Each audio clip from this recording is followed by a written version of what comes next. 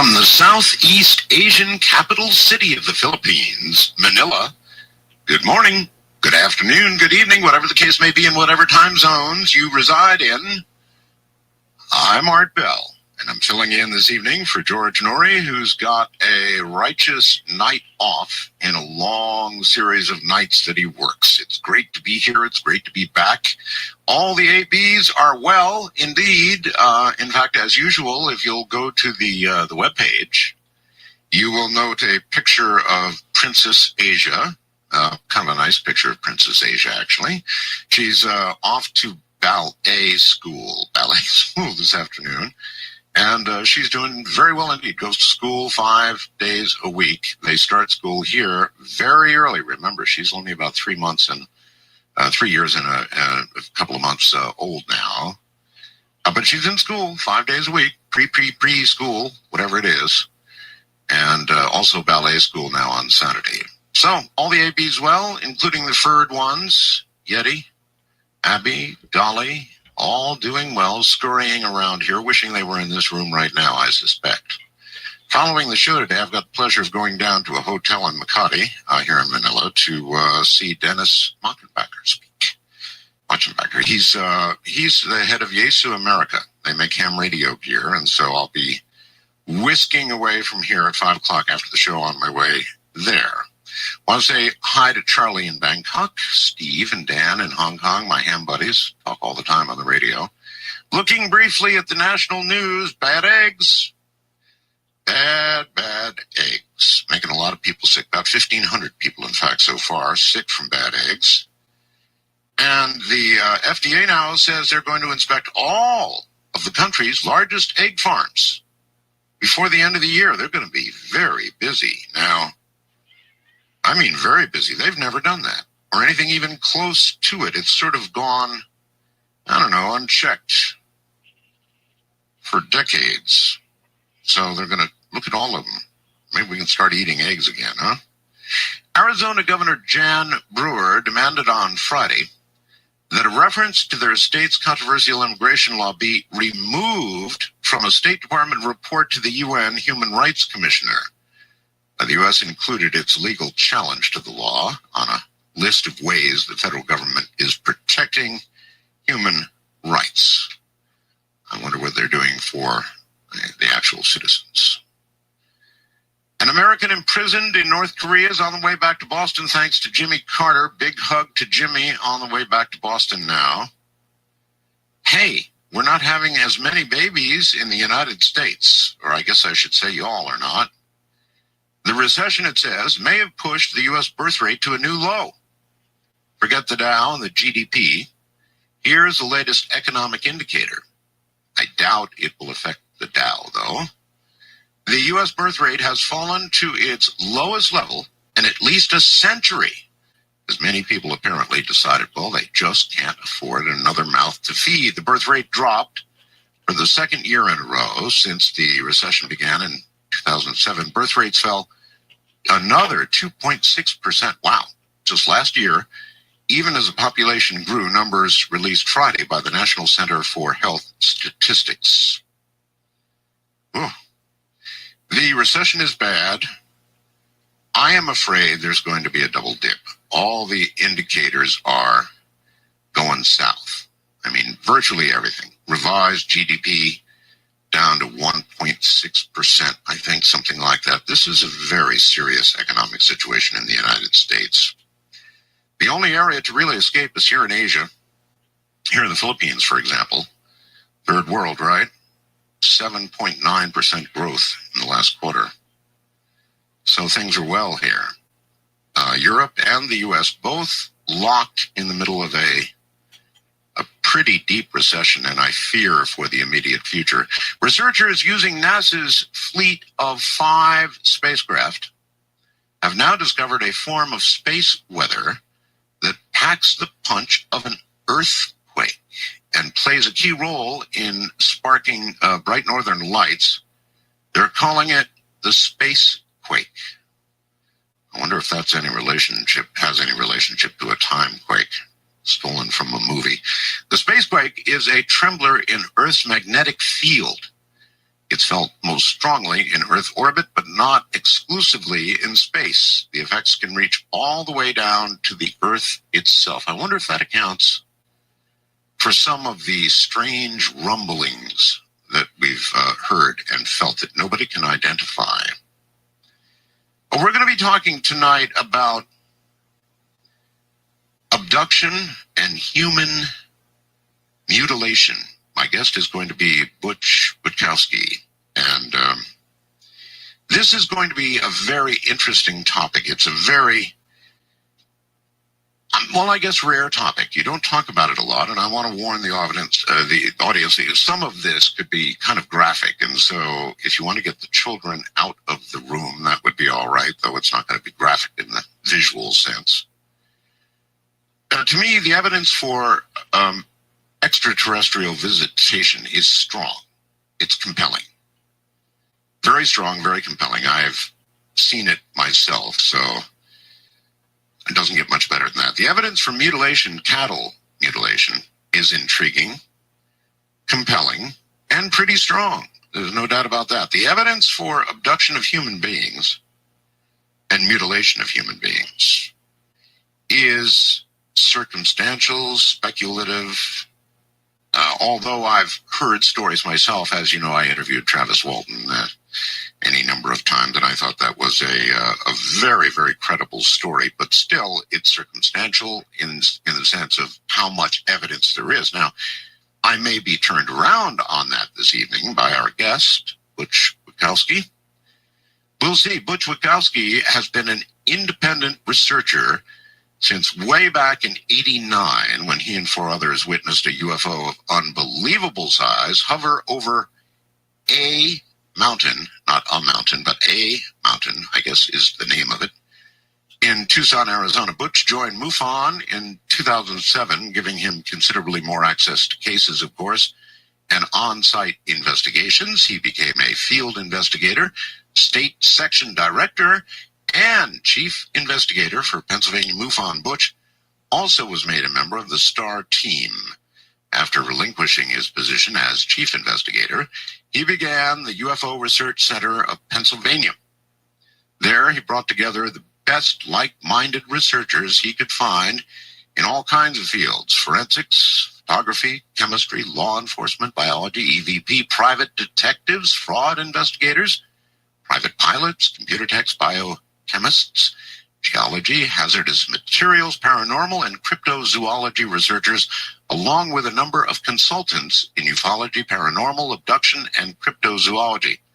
They'll pursue both historical and new cases, hopefully resolve some of these cases of high strangeness. He feels that this research group was needed and the way to go forward in the quest for the truth. So, even though it is somewhat speculative in nature, this evening we will look into human abduction and human mutilation. All of that beginning in a moment. Well, all right, away we go. Butch Witkowski. Butch, welcome to Coast AM. I'm glad to be here. Good to have you. I have some, I get these little computer messages as we go on with the program. Mm-hmm. And there are some who are saying, look out for Butch, it's going to be disinformation. Wow. Any idea why anybody might say that before we even get started? No idea. Okay. I love to ask people this. I'm going to ask you how and why you got into ufology. After seeing a sighting in Tucson with some other folks, it was pretty nasty. We all stood there and stared at it and made some calls to the local police department, sheriff's department, local Air Force Base, and everybody kind of thought we were crazy, and they had no reports, and we knew what we saw. We all saw the same thing at the same time, and What did you see, Butch? What did you see exactly? I saw a craft, bronze in color, approximately 1,800 feet above a mountain, and about 300 feet in length, and maybe 6-7 stories high, and totally silent, just hovering. And then rose up a few thousand feet and just was gone in a shot. So fast, I couldn't believe it. Well, I'm with you there. I've had my own sighting. I'm sure you've heard. Or perhaps not. It was triangular in nature and just above my head. There was no mistaking it. That's why I said at the beginning of the show, there's no question in my mind.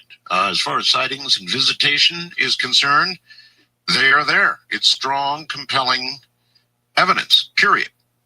So we're being visited. There's very little argument, certainly from this audience, for that. Then we get to mutilation, intriguing, compelling, the cows and so forth and so on. Abduction and mutilation of human beings, that's a little more speculative for me, but we'll get to that. So you obviously, after having a sighting like that, I understand completely. You kind of go into shock, and I guess that took you into MUFON, huh? Well, I stayed at it until I think it was late 2002, and then I just gave up. I just figured there was no end to it, and you couldn't get an answer, and every time you'd ask a question, you were just getting another question. And then I went to MUFON in 2007, thinking I could get more information and be around more researchers and try to get some answers, but that didn't work out either. It just seemed like they did a fine job of taking the cases, but then there was never an answer. They were put into a database, and that's kind of where they stayed. So I didn't get an answer there. Well, that is MUFON's job, though, to collect the data, right, and to keep it. And so you at least then had access to a lot of files and a lot of cases, right? Right. Yeah, and got to look at a lot of things from way back. They kept records in '69, so they did a real good job at that. And then I just got antsy and wanted to go further. And around beginning of 2009, I started putting together the UFO Research Group of Pennsylvania. Okay. What did you learn with your research group that MUFON couldn't give you? We could go a little further in the fact that we had professionals, people that are working police officers, working fraud investigators, and so forth. And it was just a lot easier getting information, and there was a lot of avenues opened up as far as forensics and stuff like that we couldn't get from MUFON. Did anything in any of the cases that you did, I don't want to dive too deeply just yet, we're just beginning, but with the ability to have forensics at hand, I know, in a murder investigation, it's frequently the thing that makes the case: a little hair, a little DNA, a little something. So with forensics available to you, you probably did get more than MUFON. What kind of stuff became available to you? Evidence. Well, like in the Carbondale case, the Lantern case in Carbondale, Pennsylvania, we had gotten the original reports, and then we went to the site, and we were there a number of times, and samples and water samples and soil samples and direction and actually measuring the area and, doing a real physical walk around of everything and matching up the original report showed us that the report was all wrong. Everything was wrong. They talked about a current that was moving this light around inside the pond. Well, it's a silt pond. There is no current. We tested that, and right now we're having some side scan radar done also. We can't prove what went into that lake. Into that pond, but we can sure as heck prove it wasn't a lantern. That's a fact. Okay. Make me a little more familiar with the case.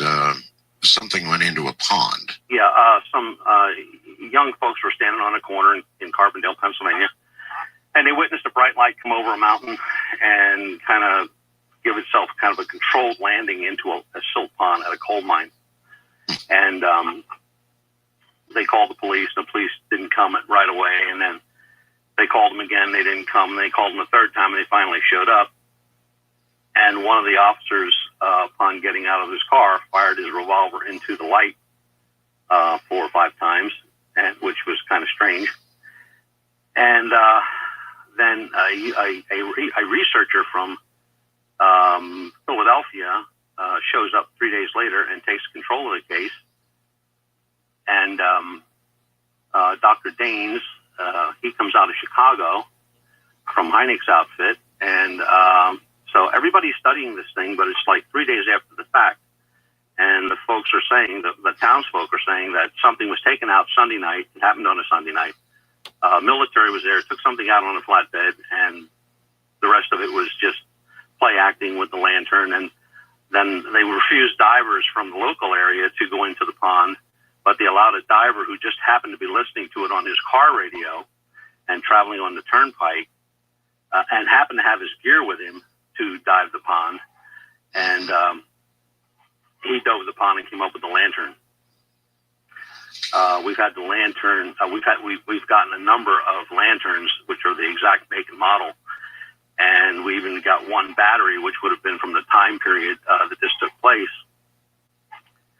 And we sent a letter to battery people that made that battery for Sears Roebuck, and we told them that when the battery was brought out of the water, when the lantern was brought out of the water, and the battery was removed, that the battery was split open and it was oozing the interior acids.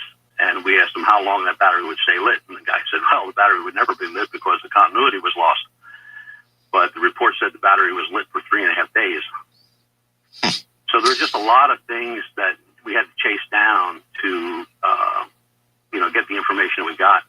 And as soon as we're done with the side scan radar on it, we're just going to probably put an end to that one. Like I said, we can't prove what went in there. We sure can prove it was not that lantern. Have you ever been able to prove an abduction/mutilation case of a human being?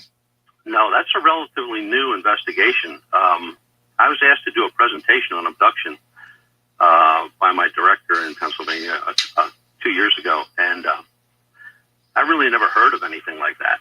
And while I was doing some research on the abduction, I came upon this mutilation stuff and started to dig into that a little bit, and it really gets really wild.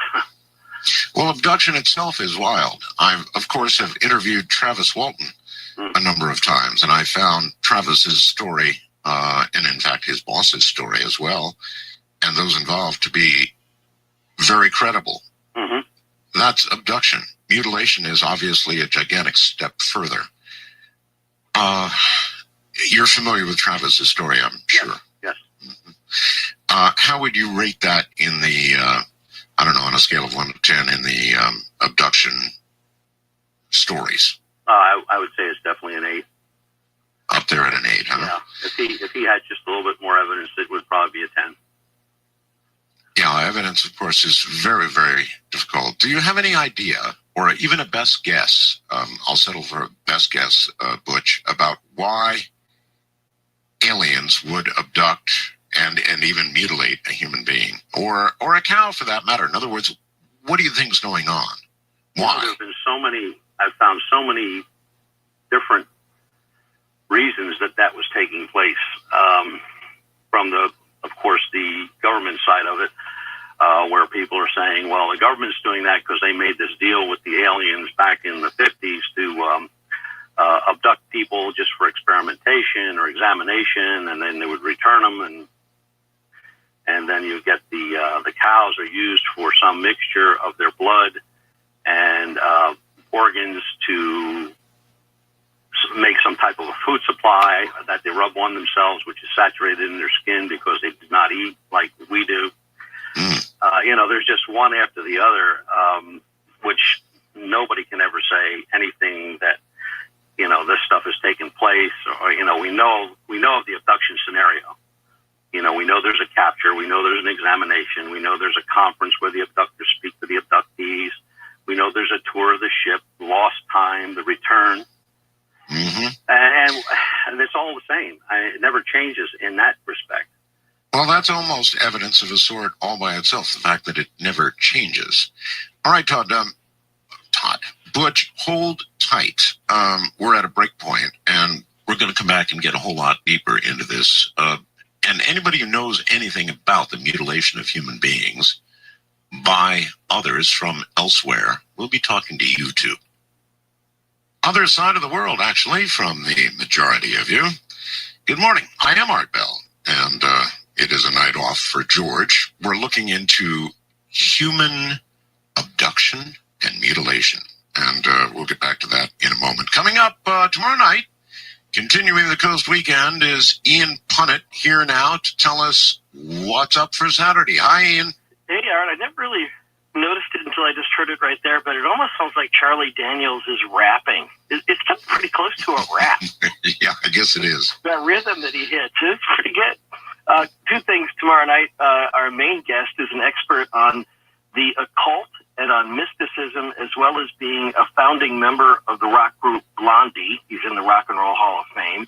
And he's writing about Carl Jung, mysticism. And he writes a lot about how occultism is still at work in American politics.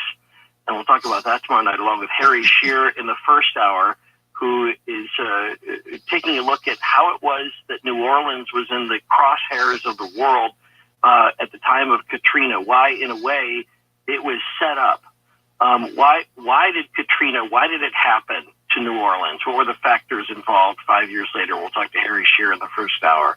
I guess you've heard the news about the possibility or even probability that police officers in New Orleans were given an order to shoot unarmed civilians who may have been looting. You heard that, right? Yep, and we're going to talk to Harry about that. We're going to talk to Harry, too, about how it is that, in a lot of ways, some of those early weird things about how the people were being treated during Katrina are still in effect today and still may be at work in how they're treated as a result of BP and the oil spill in the Gulf. We'll talk about that tomorrow in the first hour. You know, Ian, I think people should listen because it'll give you an idea of how quickly society can degenerate to virtually an animal state. And if the economy were to really go south, Ian, well, listen tomorrow night. Okay, thanks. All right, Ian, thanks a million. Have a great Saturday show. Take care, buddy. All right, I guess he's gone. All right, in a moment, we'll get back to Butch Witkowski, and I've got a little story somebody named Barbara sent me that I want to read for Butch. Stay right where you are. All right, we'll get back to Butch in just a second. I want to read this to you. It was sent by Barbara. I'm going to redact the name, even though the name of the victim is given to me. I'm not going to read it for, I don't know, various reasons, people's feelings and that sort of thing. It's a real case.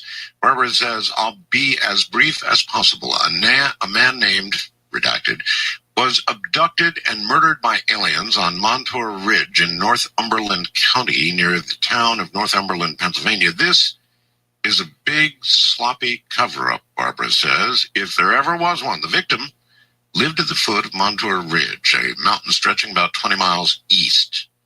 Name redacted, went up to the mountain to look for pre-season deer. He told his wife that he'd be home by noon.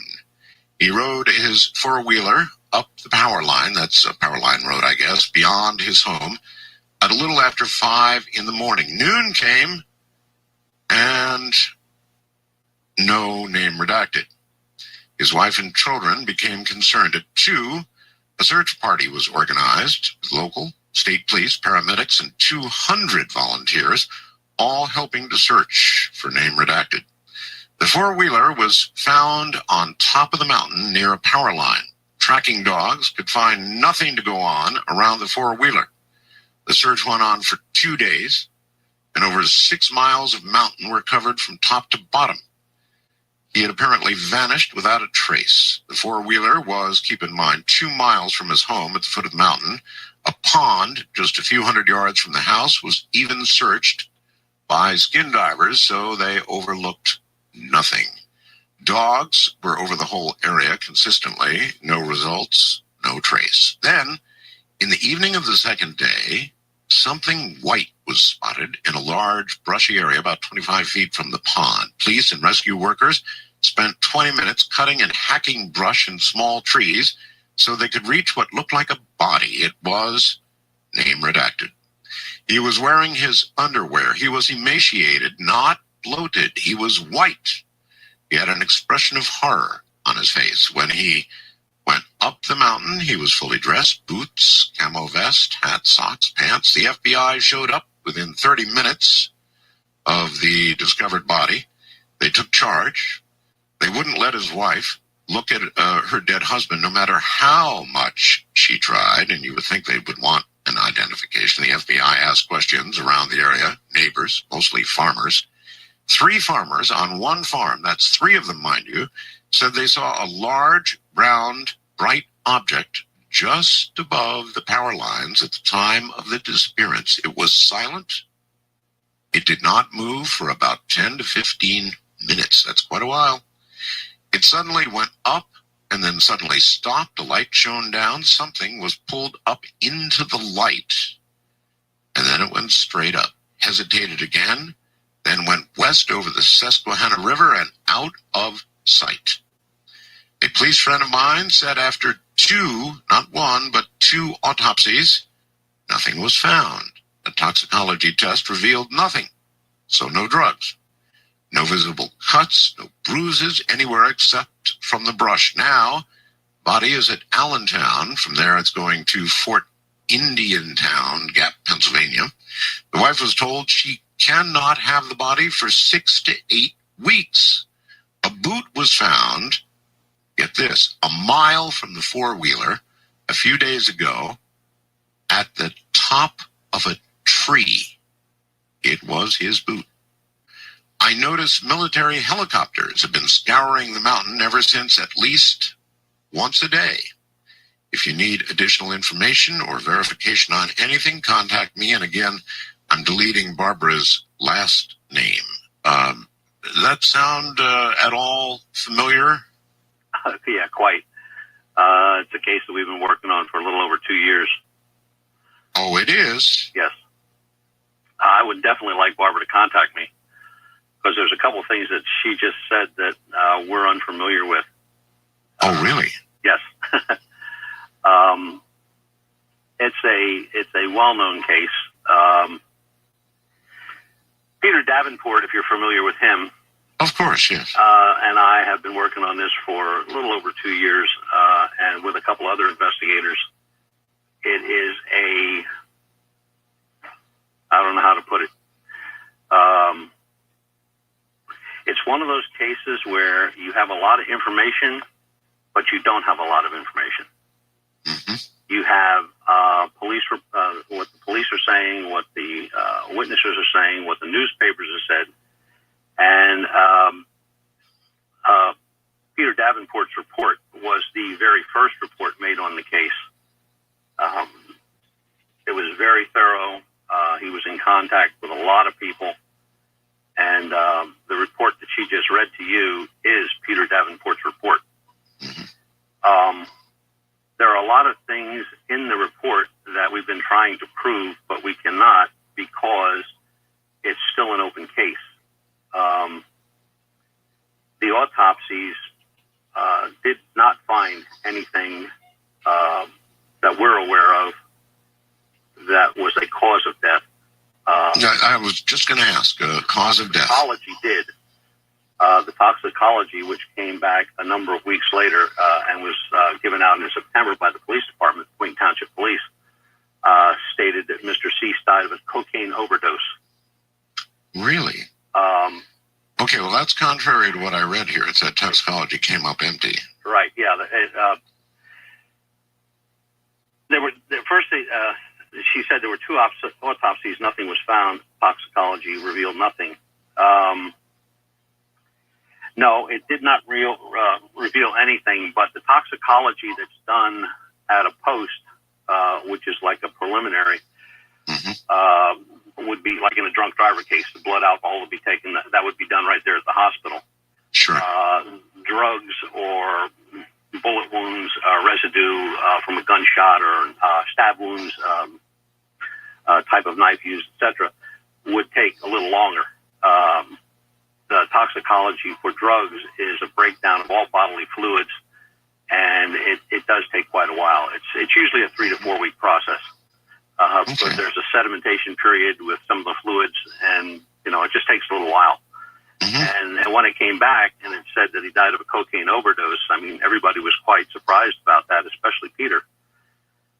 It just seemed like there was so much information that came forth, and a couple witnesses that he had that I am not privy to at this point were in the search team, and we tried to find out some information on it. And one of my colleagues who was investigating it even before I was with Peter called the Point Township Police and wanted to get a copy of the police report, and they basically told him that it's still an open case. So an open case. Did they find, to your knowledge, any physical, paraphernalia or cocaine at the scene? No, sir. Not that we're aware of. No. Mm-hmm. And isn't that strange? And it doesn't seem like he had any record of that type of use. Some friends of his were just talked with within the last 4 or 5 weeks. One of the investigators was up there, and one was with the fire department, who was also with the search team. And he knew nothing of any drug use, and he had known the gentleman for most of his life. Okay, well, let's venture into an interesting area here, Butch. When the police are working on a scary case, some kind of serial killer case or something like that, they frequently withhold that information for as long as they're able. I mean, the public has a right to know and all of that, but they do withhold information because they don't want to panic communities, and that's understandable. And it's I mean, unless there's something the public can really help out with, there's no point in setting off a panic. Now, for that reason, they keep it secret. So imagine if there was a case of mutilation, or there was a case of a clear abduction or abductions. Surely telling the public that somebody had been abducted and parts were found at the top of a 100-foot tree or something would be not happening. Something they'd keep a lot more secret than they would a normal serial killer or something of that sort, right? Well, yes, but there is one more part to that. Sure. Another reason you would keep a case open would be some of the reasons you would keep a case open would be toxicology wasn't right, or a witness came forward and said something quite contrary to the whole investigation, or it's a homicide investigation. Well, you'd think it'd be case closed the moment the toxicology came back and said cocaine overdose. That's exactly right. Should have been it. That's right? Exactly right. So either the Point Township Police have something else they're working on, or they're looking at some other type of charge, or maybe there's other people involved that they don't want to make known, or that we're not going to know about until it's done. It's the only reason they would keep a case open. I mean, once the toxicology would come back and say, like the gentleman died after getting hit on the head with a hammer. Okay, that's it. It's done. The case is closed. And this case is not closed. This is an open case. Well, murder cases stay open forever, virtually. Right, exactly. Until somebody's caught, right? Yes. And in this case, we don't know that that's a fact. I mean, this case is like one of those conundrums wrapped up in an enigma, in a mystery. So much stuff comes forward, and then when you check it out, it's non-existent. Okay, let me take you in another direction for a second. I want to know, in the United States or in the world, if you have the figures, I know that thousands and tens of thousands of people, I guess, disappear every year. They just disappear. Now, obviously, some run away to South America or some island or something in the Pacific or whatever. Obviously, even perhaps a large percentage. But a lot of people just disappear and they're never, ever heard from again. What kind of numbers are we talking about? The last check I did with the National Crime Reporting System, which is where all police departments report to the FBI every year on all the cases that have everything from bicycle theft to murder, slaughters of any type, accidents. missing persons. When I did the research on that, about 95% of the people that go missing are found, and those are your runaways, mostly teenagers. They compose the biggest number. Then you have the spousal abuse, and you have drug abuse. You have old age folks just walking off into the woods and down into the valleys, and there's a whole number. But there's like 95% of that number of about 250,000 are found. Those are cases that are closed as wow. 250,000 a year. That's in the U.S.? Yeah, only in the U.S. We couldn't get any numbers outside the U.S. because most of the countries don't keep any numbers. If 50 people walk off in Africa, that's 50 people that just walked off. Right. But it still left that 5%, which was about 30,000. So if you take that 30,000, times the 10-year period that I looked at, it's quite a bit of people. And that's a lot of people. But you're not on a cell phone, are you? No. Okay. 250,000. 95% or 5% of that 250,000 is still a lot of people, and those people are simply never found. Never found, gone. Men, women, children of all ages, all backgrounds, from judges to street cleaners. I mean, it's just they just seem to disappear off the face of the earth. And it seems to be a phenomenon that is only in the Western countries. Like they keep numbers, of course, in England and Germany, France. But when you get to the smaller countries, or larger countries that don't keep those numbers, like Africa and the Middle East, the numbers are phenomenal. And if you just add another 5 years onto them, you're talking about quite a few people. Yeah, you're talking about a lot of people. And where are they? I mean, I can see a lot of them, a lot of people found, and I understand what they're saying with, the teenage runaways and spousal abuse and drunks and all that kind of stuff. But that 5%, they don't have an answer for.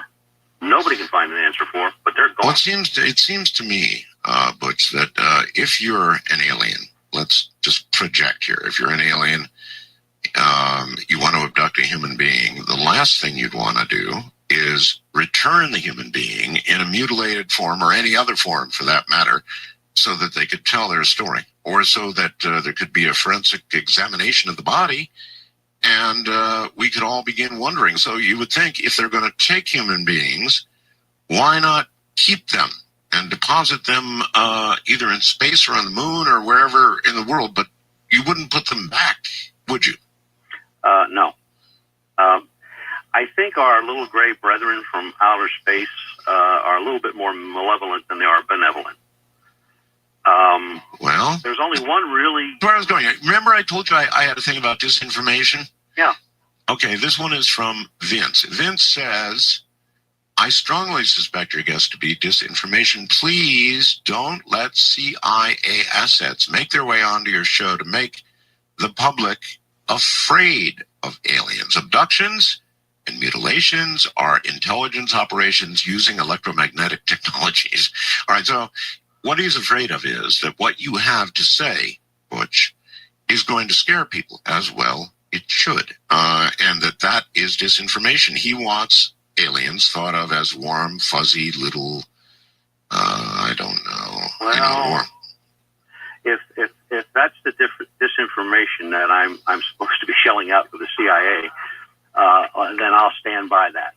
But there is one case out of all these cases that we've found that is so well documented that I had a family physician look at it. I've had other investigators look at it, and it's probably the best investigated case of mutilation that has ever come across, and it happened in Brazil.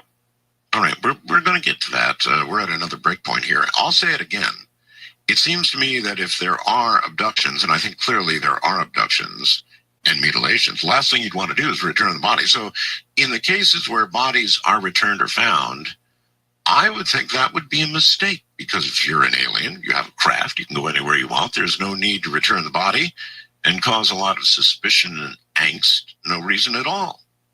You simply keep it, and as the police say, find a dump site not on Earth. From the other side of the world, good day to you. The sun is high in the sky here, and it's presently, I don't know, about 6 minutes or so after 2 o'clock in the afternoon. That tells you how different it is, and it very much is different here. It's a different world altogether. It's almost like, I don't know, it's almost like, well, as close as I can get, traveling to another world. Those of you that have not traveled to Southeast Asia, do so in your lifetime if you're able. I think you'd be very surprised. Butch Witkowski is my guest. We're talking about human abduction and mutilation. It's kind of way out at the fringe of the whole UFO phenomena, but I think there very well may be something to it. There are many cases, and there are many cases, by the way, that simply are not reported, and yet many more cases that nobody knows a thing about because people simply are gone. And that would be my expectation. If all of this is real, as I mentioned and will mention again now, certainly those who are doing the abducting and or mutilation would have no reason to deposit or dump the bodies back in a place where they could be found and where we could begin to get on the track of all of this. So that's sort of how I see it. Butch has a case he's going to describe to us in a moment. I guess one of his favorites or one of the best cases coming right up. Well, all right, Butch, back we are, and you were about to dive into a case that I guess is one of your favorites.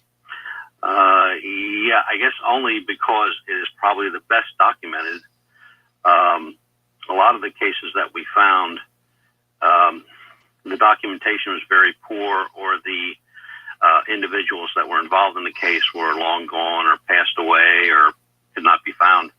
Mm-hmm. But this one came with photos of the crime scene and the autopsy report, which you can get and view on the internet.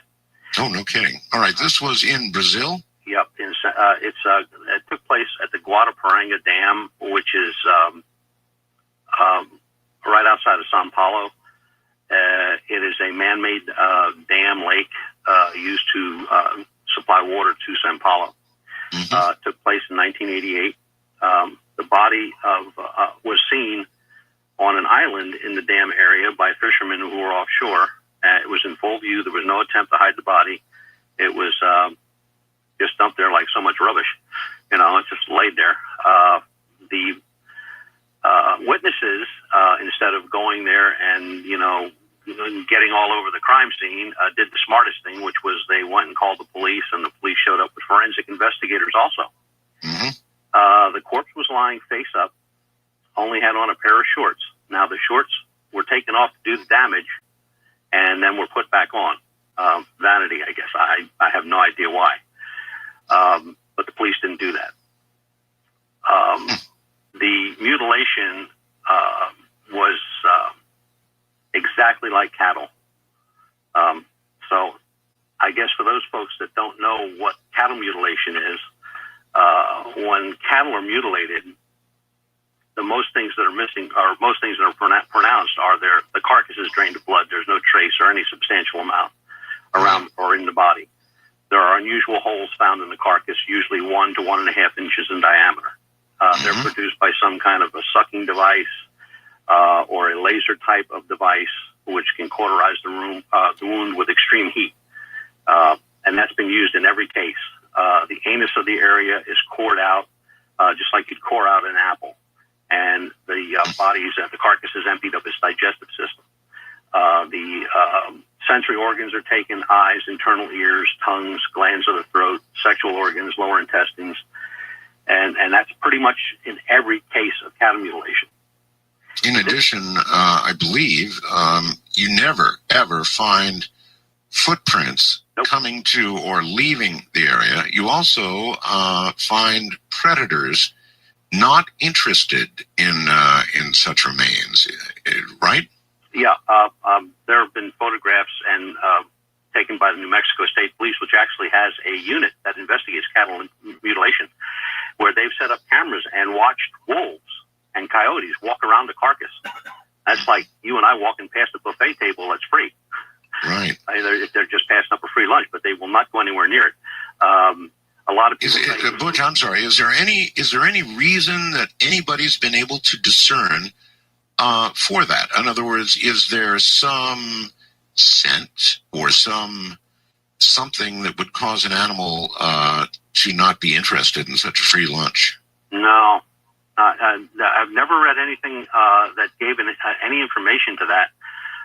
But they, in one case, they actually took a carcass that was hit by a car, and they put it 150 yards away from a carcass that they were investigating, and within minutes, vultures were on that carcass. The predators were all over it, yeah. They were all over it, but they never touched the other carcass, which was laying there. There's got to be a reason they could uncover, Butch, for that. There's got to be. All I can think of is, animals operate on sense of smell very strongly. I don't know what other senses they might have that we don't know about, but I know the sense of smell is a very strong one, and maybe there is some scent, and maybe they'll look into that causes the animals to not be interested. One of the, and again, it's the New Mexico State Police, I believe, that's doing some work on that, where they've sent stuff to private labs, and the organs, like the heart and the liver, are like mush. They're like peanut butter. And to do something like that to an animal, it would take a huge burst of radioactivity, a radiation burst of some sort, to turn those organs to that. And another thing they found, the blood, that little bit that they find inside the bodies, doesn't clot for several days. Now, I have pups, and my pups get into trouble too, and they'll nick or cut themselves, and the blood stops within a matter of minutes, just like a human. But this blood doesn't clot. It doesn't do anything for several days, and then it will start to coagulate and it'll clot. They took the body, took photographs, of course, of everything, and the body was in good condition. Now you got to take into account for the heat in that area of the world, just like where you're at, just like Southeast Asia. The heat there is unbearable. So this victim was killed within 48 to 72 hours prior to discovery, yet there were no signs of putrefaction, no signs of any wounds on the body made by any predator animals, no bullet holes. The body gave off no odor, and the body showed no signs of rigor mortis or liver mortis. That's very incredible. Strange. Yeah, very strange. High strangeness indeed. I mean, you hit a rabbit on the road and come back a day later in a good heat. That rabbit's almost the size of your car. That's right. So the wounds were the same type seen on mutilated cattle and other mutilated animals. The eyes and lips were removed. The mouth cavity was emptied. The ears were removed, along with tissue from parts of the face along the jaw, head, and neck areas. There were 1.5 inch diameter holes in the upper chest where the tissue, most likely lymph nodes, had been extracted. An exact duplicate hole is located on the upper right arm where all the muscle tissue was removed, the bicep especially. Another duplicate hole is located on the left leg where muscle tissue from the thigh was removed. 1.5 inch hole through the navel is seen where the intestines were removed. The testicles and scrotum had been surgically excised through the penis, but the penis remained. It was also stretched to twice its size, as it looked like some type of instrument was used to remove the prostate via the urethral tube, and the anus had a 3 to 6 inch incision to empty the digestive tract tissue. It is exactly a carbon copy of the surgery scene done to so many UFO-related cattle mutilations. Was there an associated UFO sighting? That nobody can come up with. There are many sightings in Brazil. They're almost on a daily basis in that part of the world. And also, to take note, Brazil has one of the highest records of injuries from UFOs recorded, where cars are run off the road, accidents are caused, people are burned by them, wounds appear like days after sighting. radiation burns, and that's predominantly in South America. I was going to say it's not just Brazil. It's Mexico, for example, as well. Yes. Mexico has had so many close encounters. In fact, they've had collisions with UFOs from the Mexico City airport. Yeah, and Puerto Rico is another one where there's a lot of sightings coming out of where there's damage to either property or to livestock or to persons.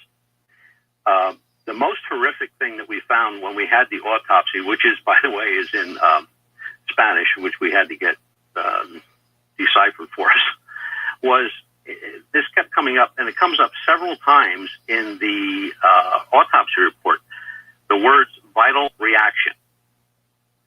Vital reaction? Okay, now, the reference to vital reaction means, well, let's put it, if I was a police officer explaining this to a judge, I would be saying that, a vital reaction is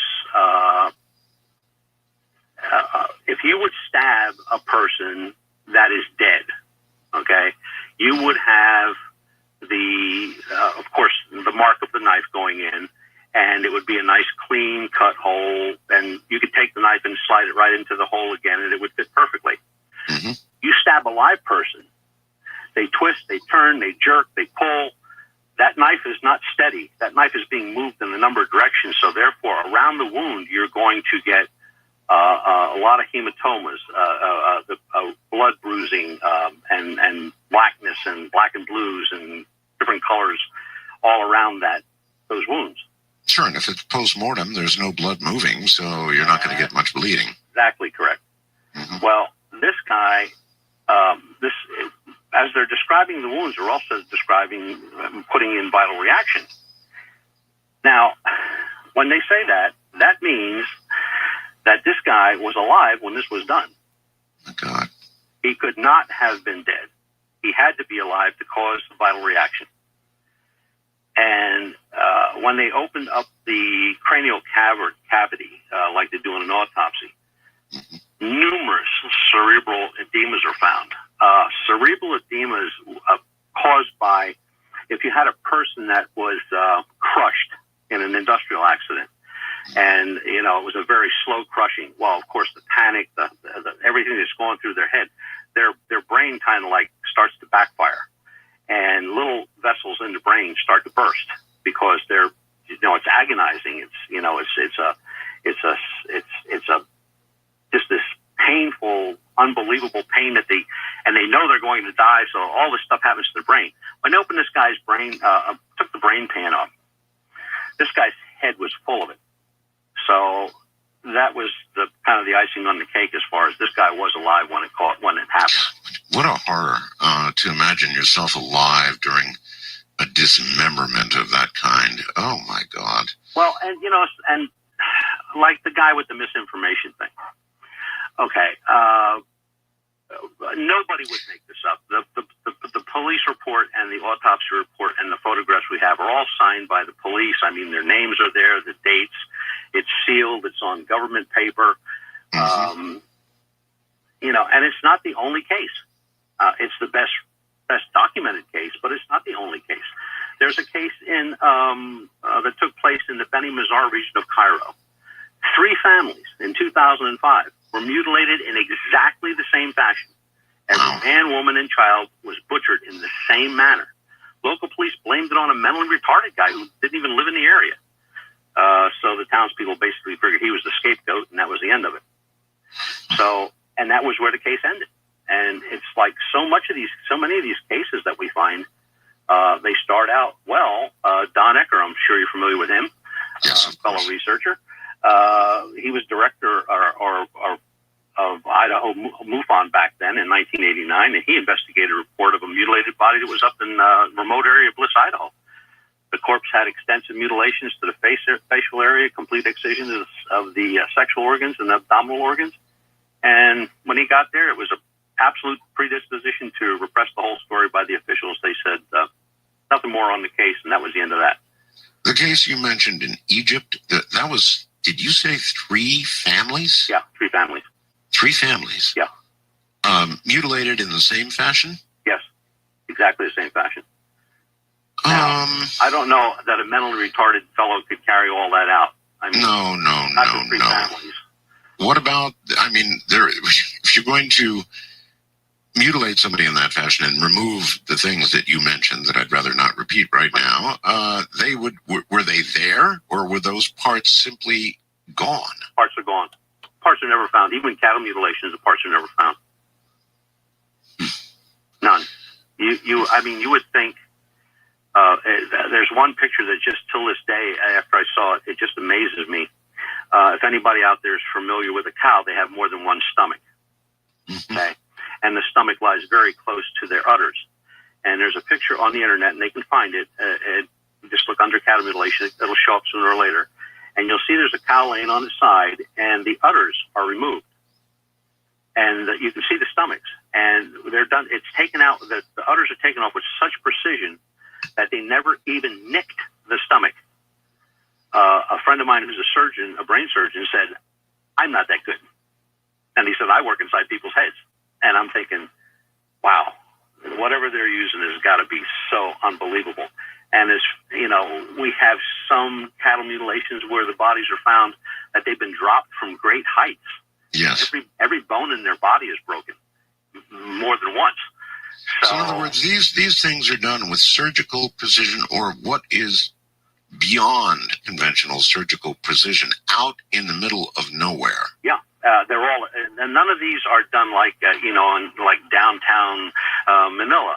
I mean, this stuff is all would be found in the furthest parts of jungles. There were some cases that we're still looking into, and I'm beginning to believe that they're just somebody's story, that took place in Vietnam during the Vietnam era.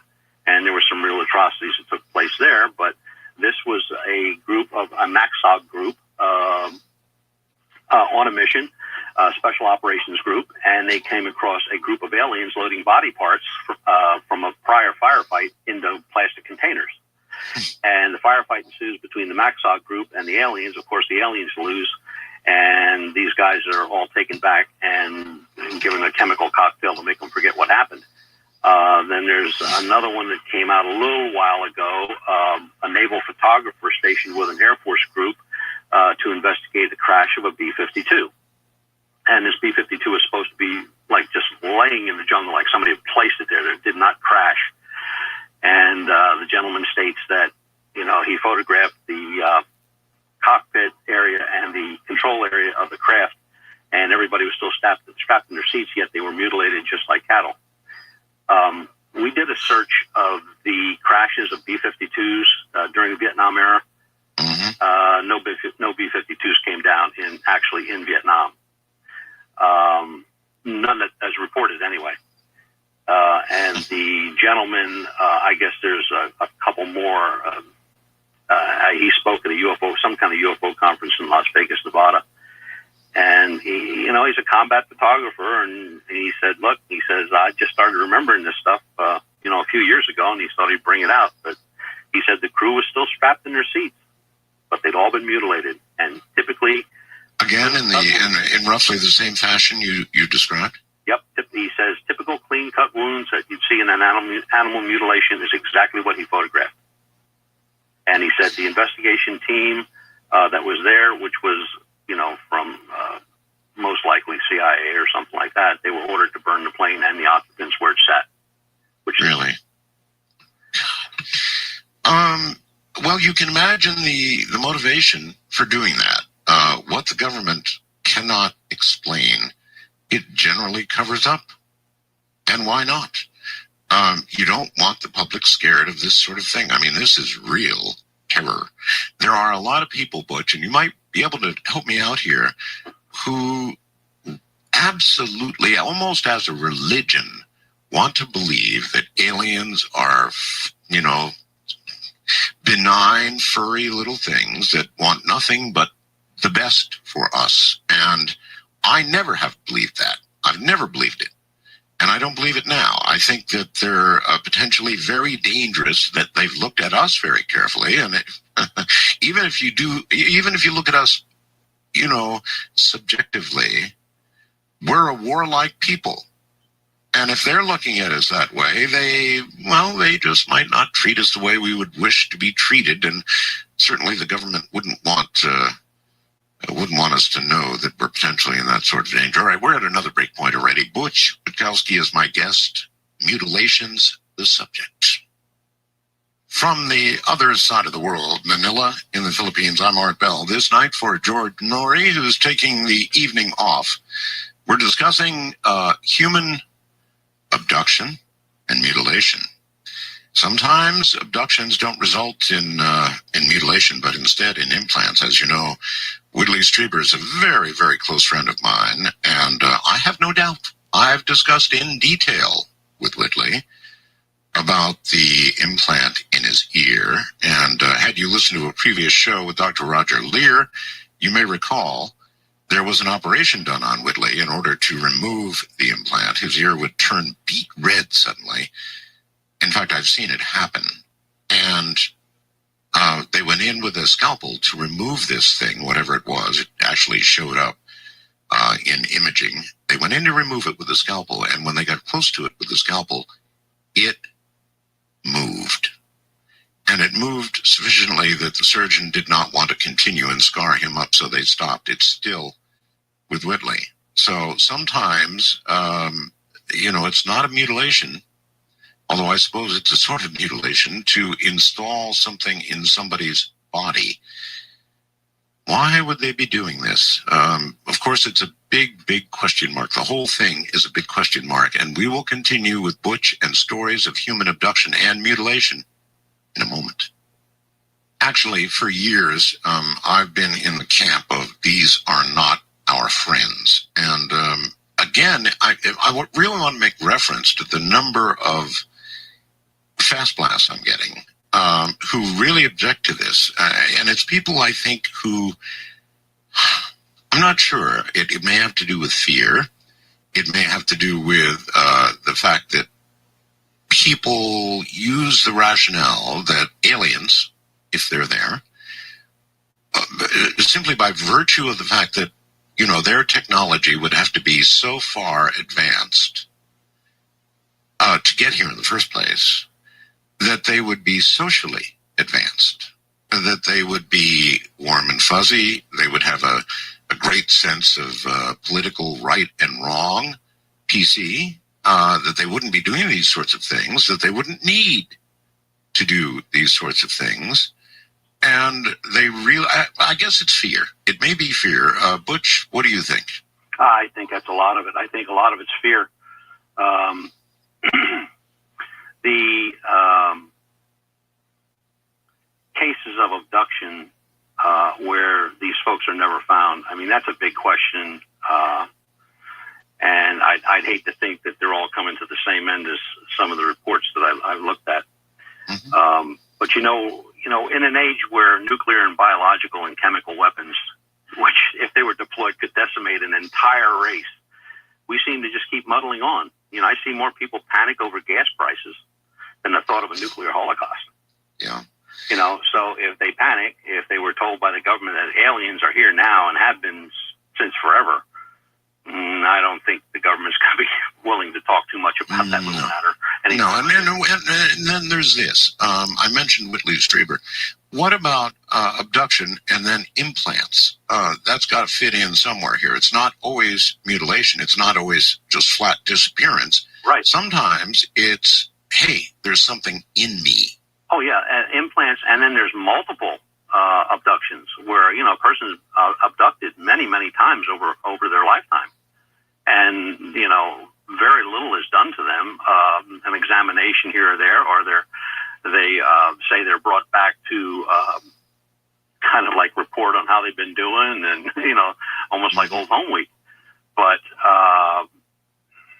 I just don't think that they're as malevolent or benevolent, rather, as people think they are. I used to think if I ever ran into one or bumped into one during an investigation, I want to walk up, shake his hand, invite him in for a beer. Not anymore. I tell people, if you see something and it looks like it's going to land or it's coming close or whatever, run. Just run. Yeah, Yeah, but in fact, when you think about it, if you're investigating these things, and I assume from time to time when you're able on scene, there is a stronger possibility for you than there would be for the average person of, having to come to grips with some sort of close encounter. Have you thought about that? Yeah. Yeah. As my family especially, hey, Dad, what happens if you run into one of these guys? What are you going to do? You're getting a little old to run. Well, I guess I'll have to put up a fight. But it's more important, I think, to find out why. The truth and why is a big thing. And, that's one of the reasons we started U4 Cop, to find out, get to the end of it, or at least get to a point where we can get some answers, or we know where to go to get some answers. Okay, well, do you have any best guesses, Butch? No. The why of it all. In other words, why are they doing this? If you put it all together, if you put together the implants, which obviously are to monitor us, and then you move all the way to mutilations, which are to dissect us, I guess, and find out about us.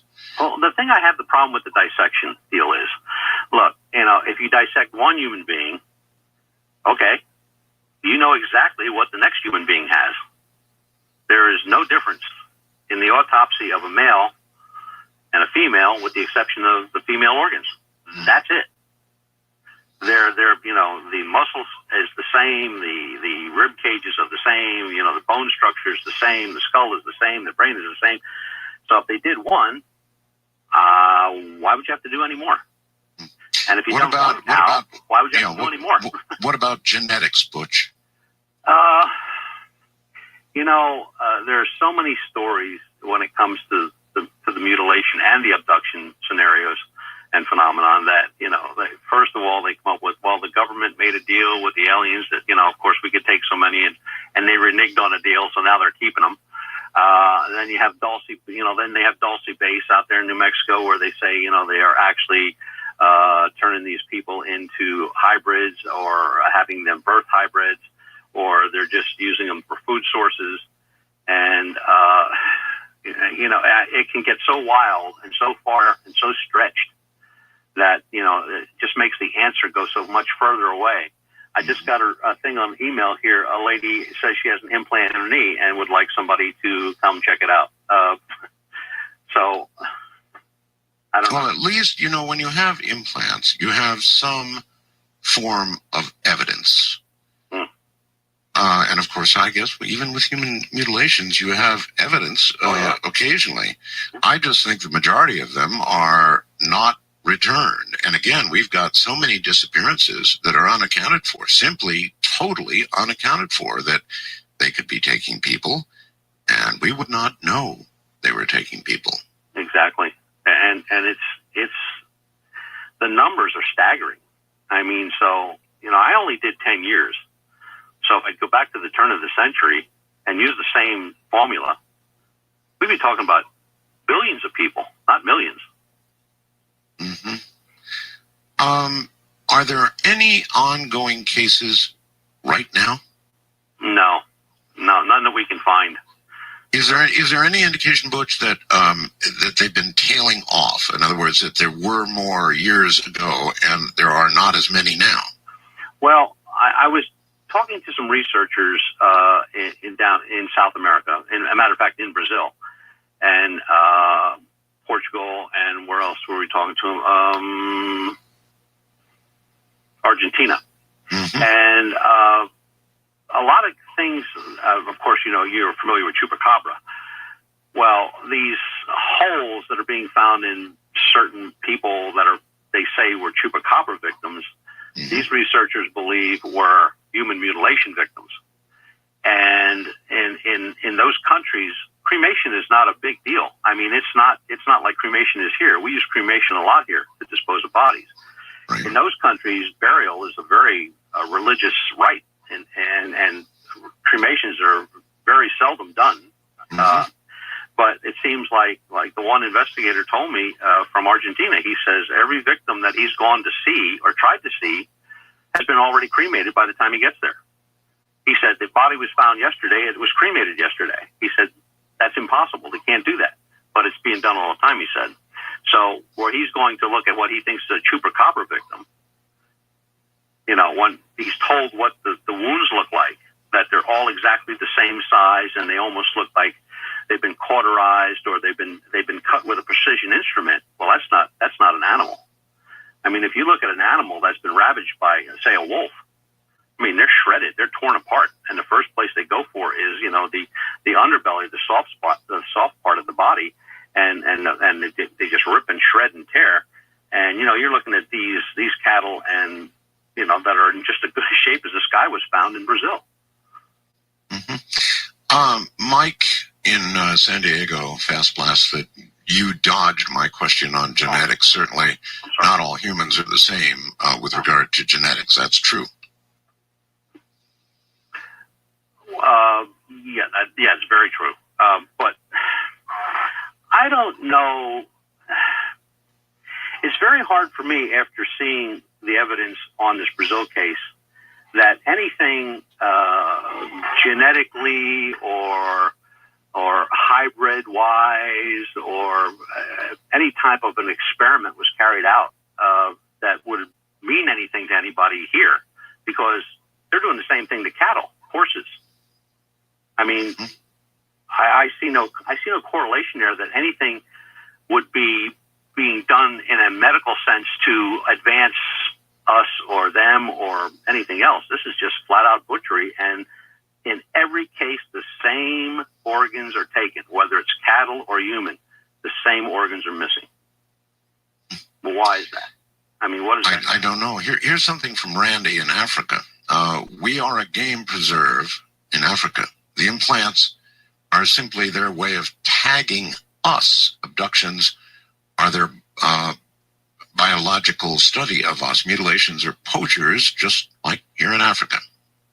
He's probably got a good theory there. If all these cases of abduction turned into mutilations, there'd be bodies laying all over the place. That's right. So, and the tagging, I truly believe he's got a real good point there. I've talked to Dr. Lear. I've been to a couple of his conferences and seen some of his work. And,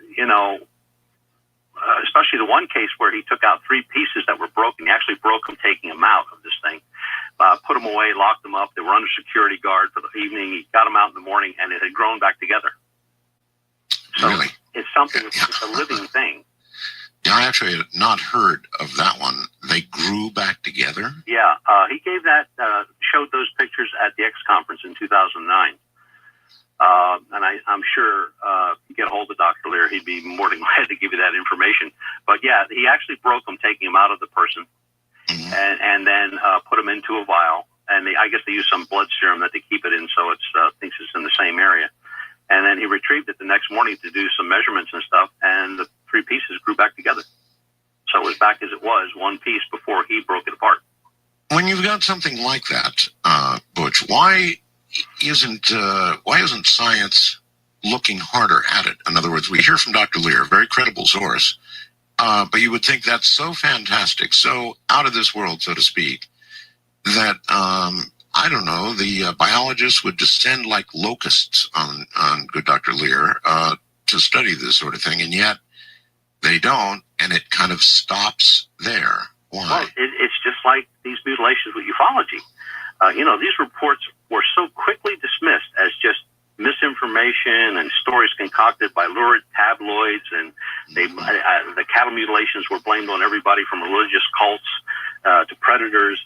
And the reports today, if you go to give something like this at a conference, say put out by MUFON or another large organization, first thing they do is they dismiss it as, you can't do that. It's bad taste. It's just not to be mentioned.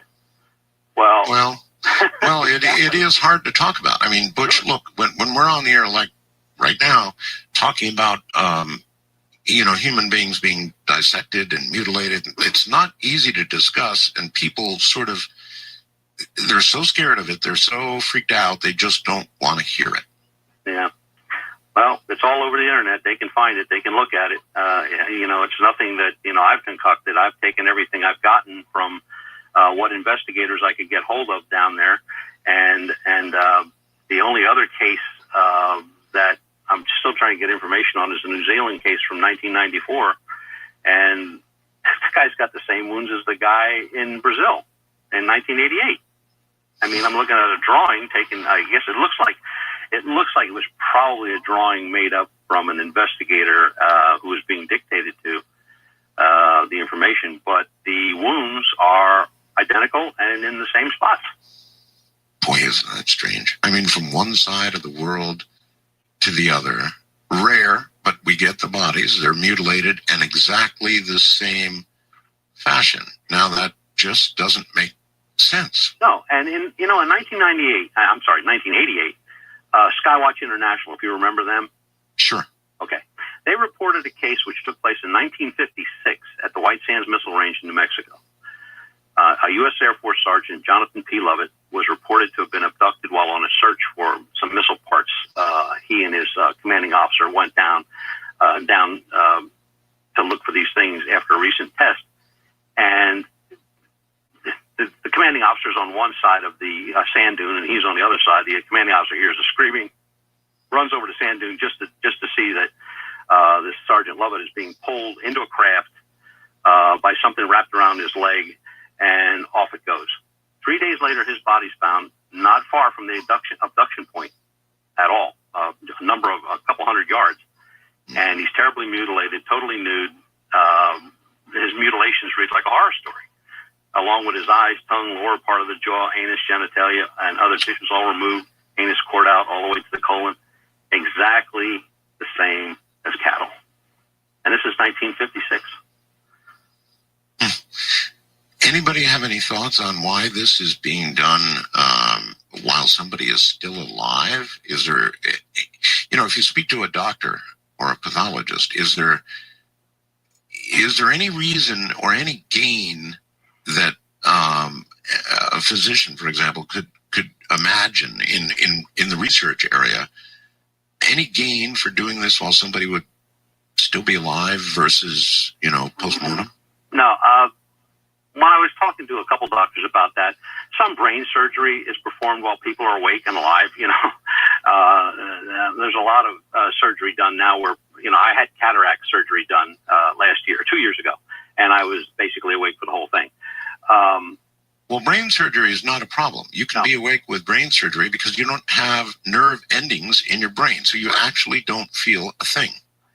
But there was a case in Colorado, and this was two UFO researchers are going to look at cattle, a cow that was found, and the one guy's taking his pictures and doing this, that, and the other thing, and the other guy's taking some measurements. And he calls the guy over, his partner over, and he says, "What's wrong with this picture?" And he's looking at the face of the cow.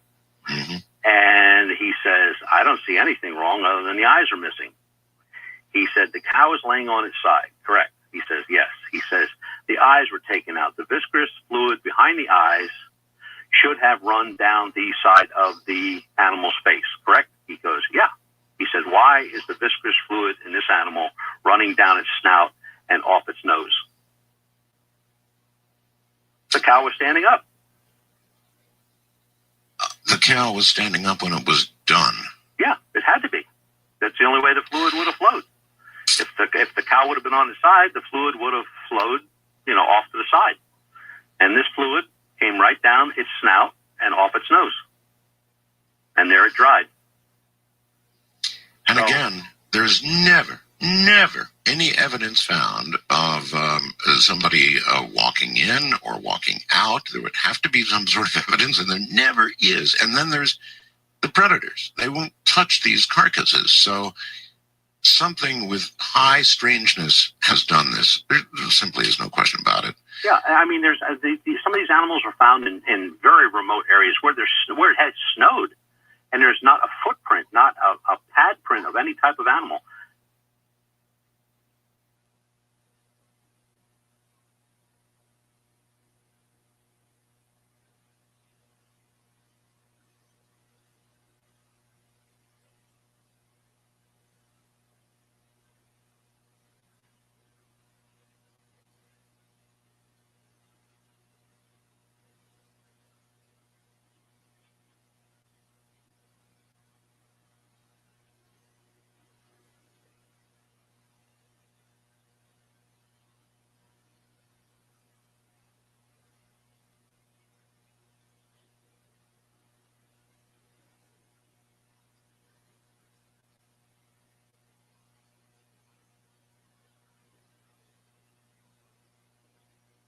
nothing around, going, no tire tracks, no snow moved from chopper, helicopter blades. Like some people say, the government's doing all this. I mean, the government doesn't need to do this. I've always thought that was such a ridiculous argument. Sure, the government can get all the cows it wants. Exactly. I mean, they could just round up cattle day and night if they want to do that. But they could raise their own.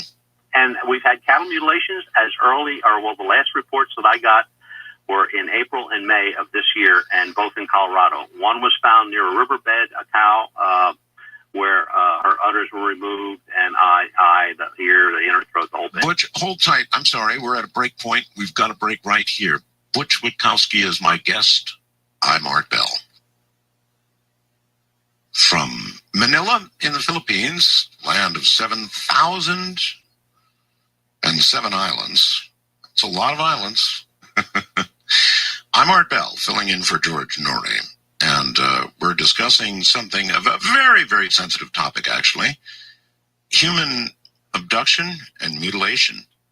And it's not frequently that we talk about this subject. It's difficult to discuss at best, and I want to caution you, if there are children in the room, ought not be at this hour back in the U.S., it might not be a good idea to include them. This is the stuff of nightmares, to be sure. So caution, please. Remember, I've got email if you want to connect with me. I'm artbell at mindspring.com. That's ARTBELL, lowercase, at mindspring.com. And love to hear from you. I'm doing my very best to answer all I can. We were discussing earlier in the show, if you encounter a UFO, run like hell. And then I thought about my own single big experience of the triangle above our head with my dear wife, now passed, Ramona. And I recall that we not only did we not run, but we were frozen in place. We were in shock. And by the way, the shock lasted long after the experience. But as this thing passed over our head, we were standing adjacent to the car that we had stopped, and we just froze in place, absolutely frozen in place. And I don't think we could have moved had we wanted to.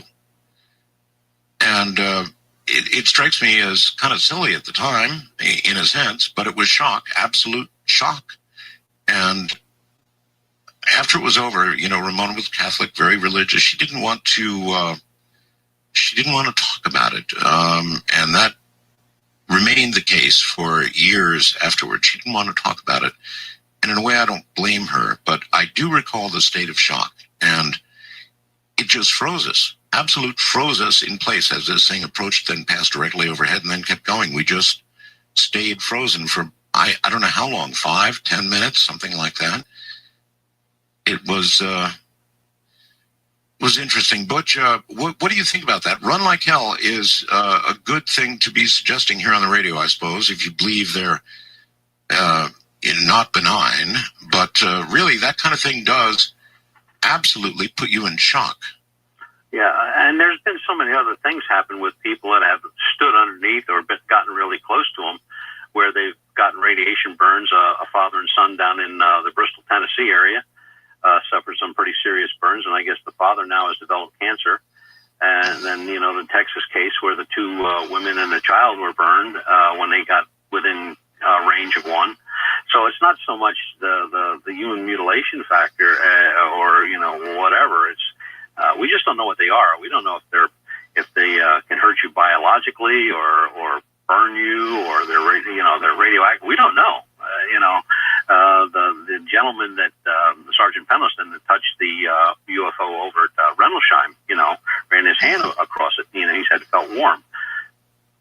I don't think I would have done that. I mean, he's a brave guy, but I wouldn't have done it. I don't think I'd want to touch something like that. You don't know what you're going to get. One animal that was done in back in '67. I mean, the lady it was her horse, and she wanted to pick up a piece of the flesh that had been laying there, and some kind of green ooze came out of it and burned her. So I don't know. I don't think I'd want to be doing anything around them.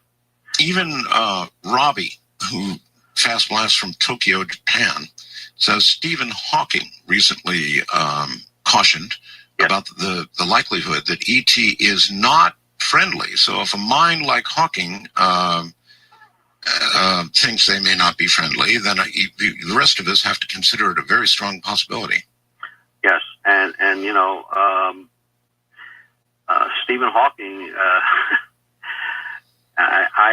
I've read a few of his papers, and the guy's brilliant. And yes. And if he's going to tell me to stay away, I'm going to take his word for it. Mm-hmm. Me too. But as I pointed out, and I'm not kidding, I absolutely went directly into a kind of a state of shock that lasted for some hours after the encounter. I couldn't have moved. I don't think I could have moved. And I guess I wanted to take it all in. I don't know, but I couldn't have moved. I can tell you that much. I suppose if something untoward had occurred, if, some beam had come down or something, of course, by then it would probably have been too late. But something to cause me to really be in fear, I would have run, I guess. But I do understand how people just get frozen. Well, about maybe 6-8 months ago, I was privy to see another, and this one was quite different because it was pretty much daylight out yet, and I was leaving work and heading to my car, and I saw this very bright, brilliant white, almost like a flashbulb type of light coming across the horizon, and it looked like it was slowing down. And I'm like looking at my car, and I'm where I'm standing. It's a good 500 yards. I'm thinking, can I get to the car and get to the camera and photograph this and get back? No way. They'll find me laying there out of breath. The ambulance will just cart me away. And I'm looking at this thing, and it does slow down, and it turns upright, and it turns the brightest red I've ever seen in my life, and shoots straight up out of sight. And there was a gentleman standing aside of me, and I looked at him, and he was just agape. The mouth was down around the chest area, and his eyes were focused forward and straight up. And I said, "Did you see that?" And he said, "That's the biggest helicopter I ever saw." Mm-hmm. And I said, "There's no helicopter." He says, "In my mind, that's a helicopter. I'm out of here." And he left. So I really had reservations about making that report. I'm thinking, nobody's going to believe this. So I thought, now, the hell with it. I'll make the report. So I make the report. And 5 minutes later, one of the investigators calls me and says, "Hey, I got an identical report to yours, and the time difference is only 1 minute off." And the guy and his wife were 82 miles north of where I was standing. Wow. And I'm going like, you know what? I'm going to quit looking up. And people ask all the time, how do you see these things? Look up, And most people don't. Most people go about their life looking at the road ahead of them or whatever is in front of them, but not up. You're absolutely right, Butch. Butch, I'm curious, where does your research go from here? You get to a certain point. You've researched these mutilation cases and so forth. Well, we'll keep the mutilations as an open case, and we'll always be checking on that. And of course, the case of the gentleman up in Montoursville is an open case with us. And we have a couple other open cases, and we have some new cases. We just got done with a case in at the Bell Bend nuclear plant here in Pennsylvania, where a lady who is very credible, as she teaches police officers for a living, and she's traveling home on a road, and it's beautiful blue sky, and there's just this one odd-looking cloud in the sky. And she says it's the only cloud in the sky, so she grabs her camera and takes a picture of it and sends it to me after she downloads it and says, "There's something inside this cloud." So I look at it, and a couple of my guys look at it, and they're all going like, "Yeah, there's something there, but we don't know what it is. It just looks like a line." And so I sent it over to a fellow in England who took a look at it, who's an expert at that, and is part of that Mars group that over there researches the Mars photographs. And he says, "Well, there's actually 3 objects in the cloud. At the bottom, the large line you see is a large saucer-type object. Above it is, at the 11 o'clock position, is a smaller saucer-type object with a beam going down to the larger one, and off to the right at about the 2 o'clock position, you have another one coming into view." And I'm like, that's great. And then so, now we're on the nuclear thing, and I want to tell you, there's more sightings of UFOs around nuclear plants in this country. Right. And then ever imagined. I mean, they're constantly showing up. And I'm thinking, like, okay, what do they need at a nuclear plant? I mean, these guys have propulsion that takes them through the galaxy at rates of speed, or they're interdimensional or whatever.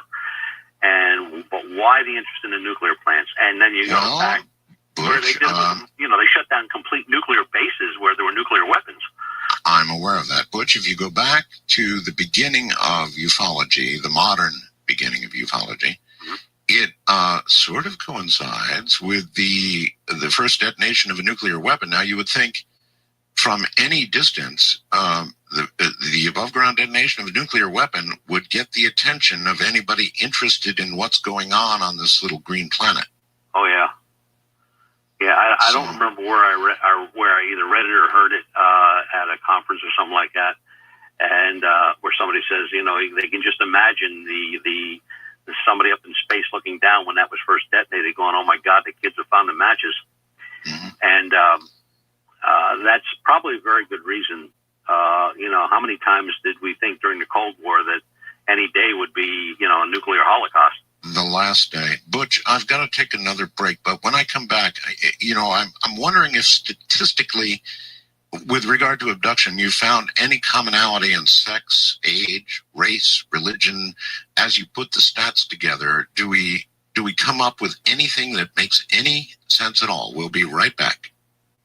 I can get so wrapped up in a topic that I just let a break go right by, a commercial break, and that's it's something the network really hates. So anyway, Butch, sex, age, race, religion, anything else? Any common factors that... About the most common factor was young adults aged 13 to 19 really? was the most of the people that were missing. But again, like I said before, as they cleaned out and started to get down to the whereabouts and the findings, that same group was the group that was most likely to be found. The runaways. Yep, and followed by them, it was females in the aged 30 to 40 group, and males started again at very young ages. Also went back into that 95% of being found, but carried on with males in their 40s and 50s as missing. And a lot of that, when you look at the reports, it almost looks like a lot of them had dementia or the beginnings of Alzheimer's, because they all had medical records of pertaining to those illnesses. Okay. I wonder if that's the reason for the disappearance, or that's what's being studied. I think that's what's being studied. I don't think that's the reason for the disappearance. There's just too many people. I mean, if we were talking about, 100,000 over 10 years, well, that's nothing. That could be just people walking off. Okay. Butch, do you think that our government is well aware of what's going on? Absolutely. You do? Yes. Do you think, as the old rumor goes, that a deal was in fact made? Yes, I do. So little attention is paid to what's going on that, if it was a government that was being forthright and I walked up to them and gave them these cases and said, "Hey, look, this is happening here," they'd put out a warning immediately, or they'd start looking, or they'd start doing something. But this stuff, like I said before, it's just considered by the government and ufologists in general as bad taste, not to be mentioned, never happened, never gonna happen. When do you think this deal was done? 50s, early 50s. 50s. And for them to come forward now and say, that's like people with disclosure ask me all the time, when is there going to be disclosure? That's never going to happen. Do you realize what the government would have to admit to? Yes, I do. From Roswell to whatever happened last week or tonight, I got a report of one in Washington State at 9 o'clock this evening. A UFO buzzed somebody for over a minute. So, are they going to admit to that? No, I could call Washington State and state police or anybody else out there, and I'm going to get the same answer. Nope, never happened. Don't have anything on it. But but yet they have radar tracks. They have pilots. Leslie Keene just came out with her thing, and her book UFOs, and where she's got generals and pilots and telling all they know. And you would think the government would be jumping right up there. Now, some governments have come forward, and I was about to say, not all governments are as the U.S. government. No, and I think England's big problem was Nick Pope. Nick Pope was out there, and he was beyond that. I guess they have kind of a limit on their Secrecy Act, where we don't. So they had to come up with something, and then of course Spain followed, and then even Iran. They came out with information, and Portugal, and there's a number of countries that are coming forward, but I don't think you're going to see that from us. I really don't. And if it does happen, I'll go on your show and I'll be the first one to say, look, okay, I'm an idiot. I should have saw this coming, but I just don't see that coming. All right. Jane in Killeen, Texas says, if a patient is alive while the mutilation is taking place, adrenaline would be rife in the blood. Maybe they want the adrenaline too. So I don't know about that, but is in fact that one result? Certainly that's true, although there isn't much blood left, is there? No. In what little blood there is left, you would think there would be a great deal of adrenaline. The blood in the autopsy report, there's very little mention about the blood because I guess there was so very little there. And I guess what was there, according to the autopsy, and we had a little trouble with the wording, it looked like the guy was trying to say that it had been contaminated. Now, I don't know what he means by contaminated. Was he cleaning, or was somebody clean, or just cleaned an instrument, or was cleaning an instrument, say, with alcohol or betadine or something like that, and got to that blood, or was there just not enough to test? But I would find that hard to believe because you can test a drop of blood. But there's no mention of that in the autopsy report at all. But she is right. It would be loaded with adrenaline, and there's nothing. Are sightings? You keep track of sightings as well, and you're a good friend of Peter Davenport. What's going on with sightings? Are sightings on the increase or decline? Sightings seem to be on the decline, but that's probably normal. It just seems like when the weather's hot and we have a lot of storms in areas, it just seems like when I look at records from last year as to this year time, there were, again, the reports started to slow down, and then they'll start picking up again in around October. And more sightings, of course, because of clearer skies. You won't have all the haze from heat, so there are clearer skies and colder. And, that's the best time to see these things, when it's clear and cold. Mm-hmm. And I would say they're probably about the same. I don't see a whole lot of difference across the country. Pennsylvania is probably right where they were last year, according to what I've been looking at. And the Pennsylvania group is they do a good job of MUFON group does a good job of keeping track of their stuff. Mm-hmm. So when I look at it, it tells me that I can go back to last year and it measures up pretty much the same. But it seems like a lot of the swing on sightings has been in the again in the Texas area, and now we've got a couple reports out of Arizona, which is, if we got 2 or 3 of those a month out of Arizona, that was strange. But I've gotten 2 tonight, so. Fletch in Los Angeles says, think cold and think remote like an alien. Think of how we dissect frogs. We don't do one. We do many each year for students and study them. And he's right, we do. And that's another good point, just like the guy from Africa. Yeah, we know what's in a frog, but for our students, we do it again and again and again and again. So who's to know about their motivation? Right. And one of the things that was strange, though, about the case in Brazil, which everybody that looked at the reports found the same thing, where the guy was found, of course, all the sexual organs and the anus had been cored out and removed and all that. Now, they had to take his pants off to do that, right? Mm-hmm. They couldn't do it through his underwear. But right. When they find the body, the underwear is intact. It is pulled back up. Now, in the case of a serial killer, that usually indicates some sort of remorse or something. right. But in this case, yeah. What do you call it in this case? Is it remorse? And why would the body be just dumped out in the open like that? I mean, do they have that much disregard for us, or are we like so many gnats that they can just swat and get rid of? Or I don't know. Yeah. All right, hold it right there, Butch. We're coming up on a break, and what I want to do is I want to go to the phones here shortly, and we'll get the numbers up for you as we come back from break. But if you have a question about abduction, about mutilation, or even better, if you have some sort of personal experience, we would particularly like to hear from you. I know this audience is centered on topics of this sort. Many of you have knowledge of things that have occurred like this. So if you're one of those, we'd particularly appreciate a phone call. As I mentioned, as we come back, we'll lay the numbers out for you. From Manila, Philippines, I'm Art Bell. A lot of people are asking, where is the photographic evidence? Well, fortunately or unfortunately, because it's tough to look at, there's a lot of it. If you go to Google and just put in human mutilations, it'll take you to Brazil, among other places, where you can actually see the photographs. But warning, this is tough stuff.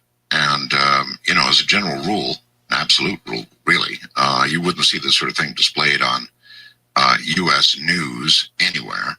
But, of course, the evidence is on the web, and you can see it and decide for yourself. So for those who ask about evidence, it's there. Just a little bit of caution when you're looking. We're going to open the phone lines. That's occurring right now. So if you've got something relevant, as in some sort of experience, or perhaps you have a story, love to hear from you. Those are the numbers. We'll be right back with all of you. On a unrelated topic, just before we go to the phones, George was absolutely right about that. He was talking about the government wanting to know about every penny you have. And this last time that I did my taxes, of course, I'm here in the Philippines, and I have bank accounts here in the Philippines. And they passed a new law, and they want to know about any foreign bank accounts you have. And, I thought about that, and I almost didn't do it. I was so angry. It's kind of like this. This is money that I earned. This is money that I've already paid my taxes on, right?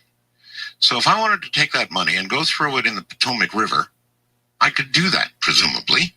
Not that I would, but I could do that. Or I could go handing it out to the poor. I could do a million different things with my money. But once you've paid your taxes on your money, what damn business is it of the government's what you're doing with it? Now, I went ahead and I, did as my accountant said that I should do, and reported my foreign bank accounts. But the more I thought about it, the more angry I became, and I actually thought about not reporting. But I didn't do that. When you're a high-profile person, they love making examples of them. So I've always been very fastidious about reporting. It's just that what business is it of theirs what you do with money that you've already paid your federal taxes on? It just doesn't make sense to me. All right, we're going to go to the phones. Butch, are you ready? This is a tough topic, and I don't know what people are going to have to say about it, but we're about to find out. Okay. Okay, here we go. Let's begin with Shelley in northern Kentucky, I believe. Shelley, welcome to Coast AM. Hello, Art, and Butch. Well, okay, let's see how I start this. You remember that the government supposedly years ago didn't want people to know about aliens because it could affect their belief in God. And when you mentioned Ramona before being a devout Catholic, I just had to, I'm a Catholic with way too many questions. And, the only way I can put this, you love Gordon Lightfoot, and he has a line in Edmund Fitzgerald, does anyone know where the love of God goes? And you can put any disastrous, horrible thing in the blank. But I'm wondering, where do you stand? How do you two feel? Is he just sitting there watching this? Are we like some planetary ant farm? I mean, is this amusing to watch all this? Because where is the Good Shepherd? I don't know. It's very frightening, and we don't know what this is or what's being aimed at us, but there's an awful lot going on, and it's like I'm not sure how to answer that. And it's kind of like asking, why does God allow little babies to die? You get answers, it's his plan, or you have to have faith. And so those are some of the questions that I also have. And I think any intelligent person would ask. I really envy those people with so much faith that they have no questions. You want to even take a pass at that, Butch? Well, also being Catholic, I have a lot of questions also. But it's just like I was listening to a speaker one time, and the question was put to him almost just like she just put it to us. And he said, you have to be really naive to think that the Almighty, whoever he or she may be, only created us in this vast universe and millions of universes and billions of stars. And he says, I don't think we're all that special. He said, I just believe that he said that there's others out there, and eventually in time we're going to meet them, good, bad, or indifferent. And just some thought. And I think that's exactly how they're going to be, good, bad, or indifferent. Yeah. That whole range. All right, let's go to Los Angeles, California. Christian, you're on the air with Butch Bukowski and Art Bell. Hello, Art Bell. It's a pleasure to speak with you. You're such a legend. And I had a question for you and also for Nick, and that is with Whitley Strieber, since you know you're very good friends with him, he seems to think that the interaction between humans and extraterrestrials is something where we can learn from each other, a better understanding, kind of an intellectual understanding. But recently I saw the film The Fourth Kind, and it scared the bejesus out of me. In fact, when I came home that night, I couldn't sleep. I was terrified. Your phone is fading away. You need to get closer to the base. Oh, hello? Yes. Yeah, I saw the film The Fourth Kind, and when I came home, it scared me to death. I couldn't sleep all night. And it seems now, it's like what you're saying about these mutilations, that there probably actually is truth to that film, that really, in a way, E.T., is not cute and cuddly and friendly and intellectual, but it sounds like that, in a way, we need to be very fearful. And it's just I kind of find that very, very disturbing. And again, it was a pleasure to talk to you. I mean, Art Bell, you're such a legend, and I wish you well. And I just want to say thank you for this show, because the way that the government has controlled the media now, you're probably one of the very few outlets where there's actually the freedom of speech is still alive and well. And we need to, especially UFOs. I mean, this is a very important topic that the government has been covering up since 1947. But I'd like to know kind of how you feel about what I said about really, is this the intellectuals, or the extraterrestrials, it's something to really be, I think, for humanity. Do we really need to be fearful of this? And again, thank you for your time, and it was a pleasure talking to you guys, especially you, Art. All the best to you. Take care, and enough with the legend stuff. It sounds so post-mortem. So, Butch, again, you want to take a pass at that one? I don't think that we're going to learn any more than we've already learned. I just do not see this coming forth that these guys are going to step off of whatever they're flying, and they're going to cure cancer and Alzheimer's and crippling diseases and for the betterment of mankind. I have to see a lot more before I'm going to start to go in that angle. And yet earlier you suggested they were studying things like Alzheimer's and so forth. I think they're studying a lot. I think it's not just. I guess the problem I have with the studying is that they keep studying the same thing over and over and over. It'd be different if all of a sudden we started finding or learning that the brains were missing. Okay, that's another story.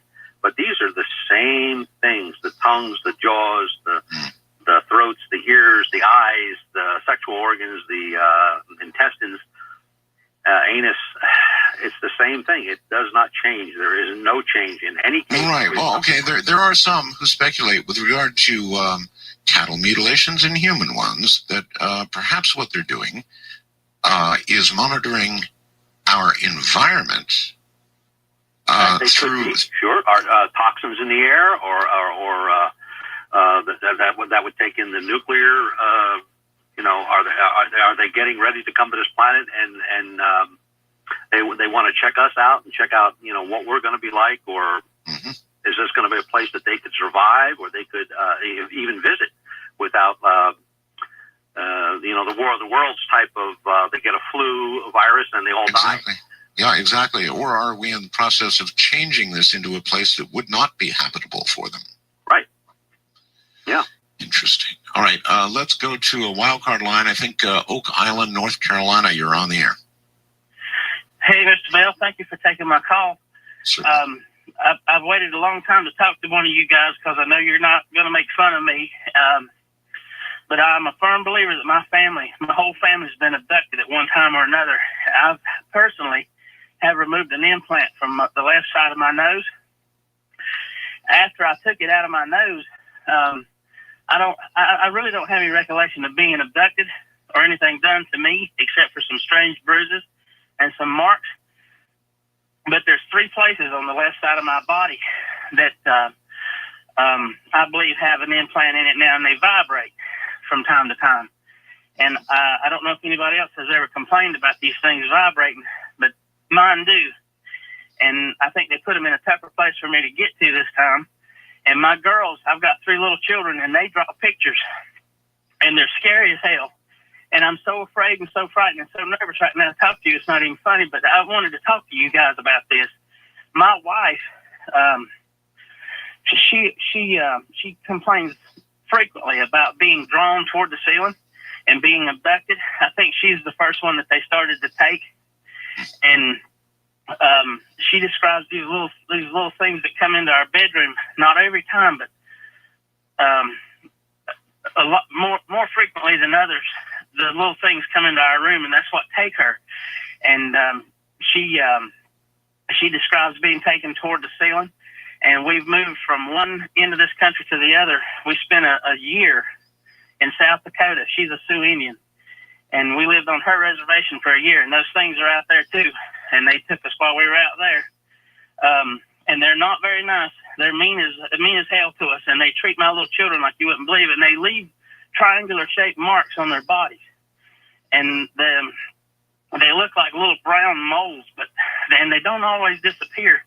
And they'll wake up with bruises in a triangular shape in different parts of their bodies, on their arms and their chest. And well, sir, let me ask you a question. If you think that you've been abducted and have had implants inserted, have you had any imaging work done? No, I have, but not specifically for that. But I took something out of my nose, and it was a little clear glass, looks like a little glass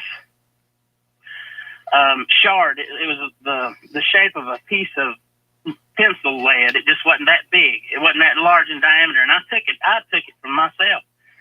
And after that, there's 3 places on the left side of my body that it feels just like a telephone when it vibrates, and it scares me to death. And I never know when it's going to happen.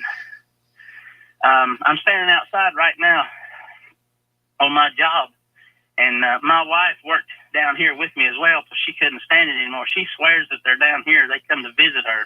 Now, what their particular interest is of her over the rest of us, I couldn't tell you. But when they started taking my children, I wanted to wait up on them.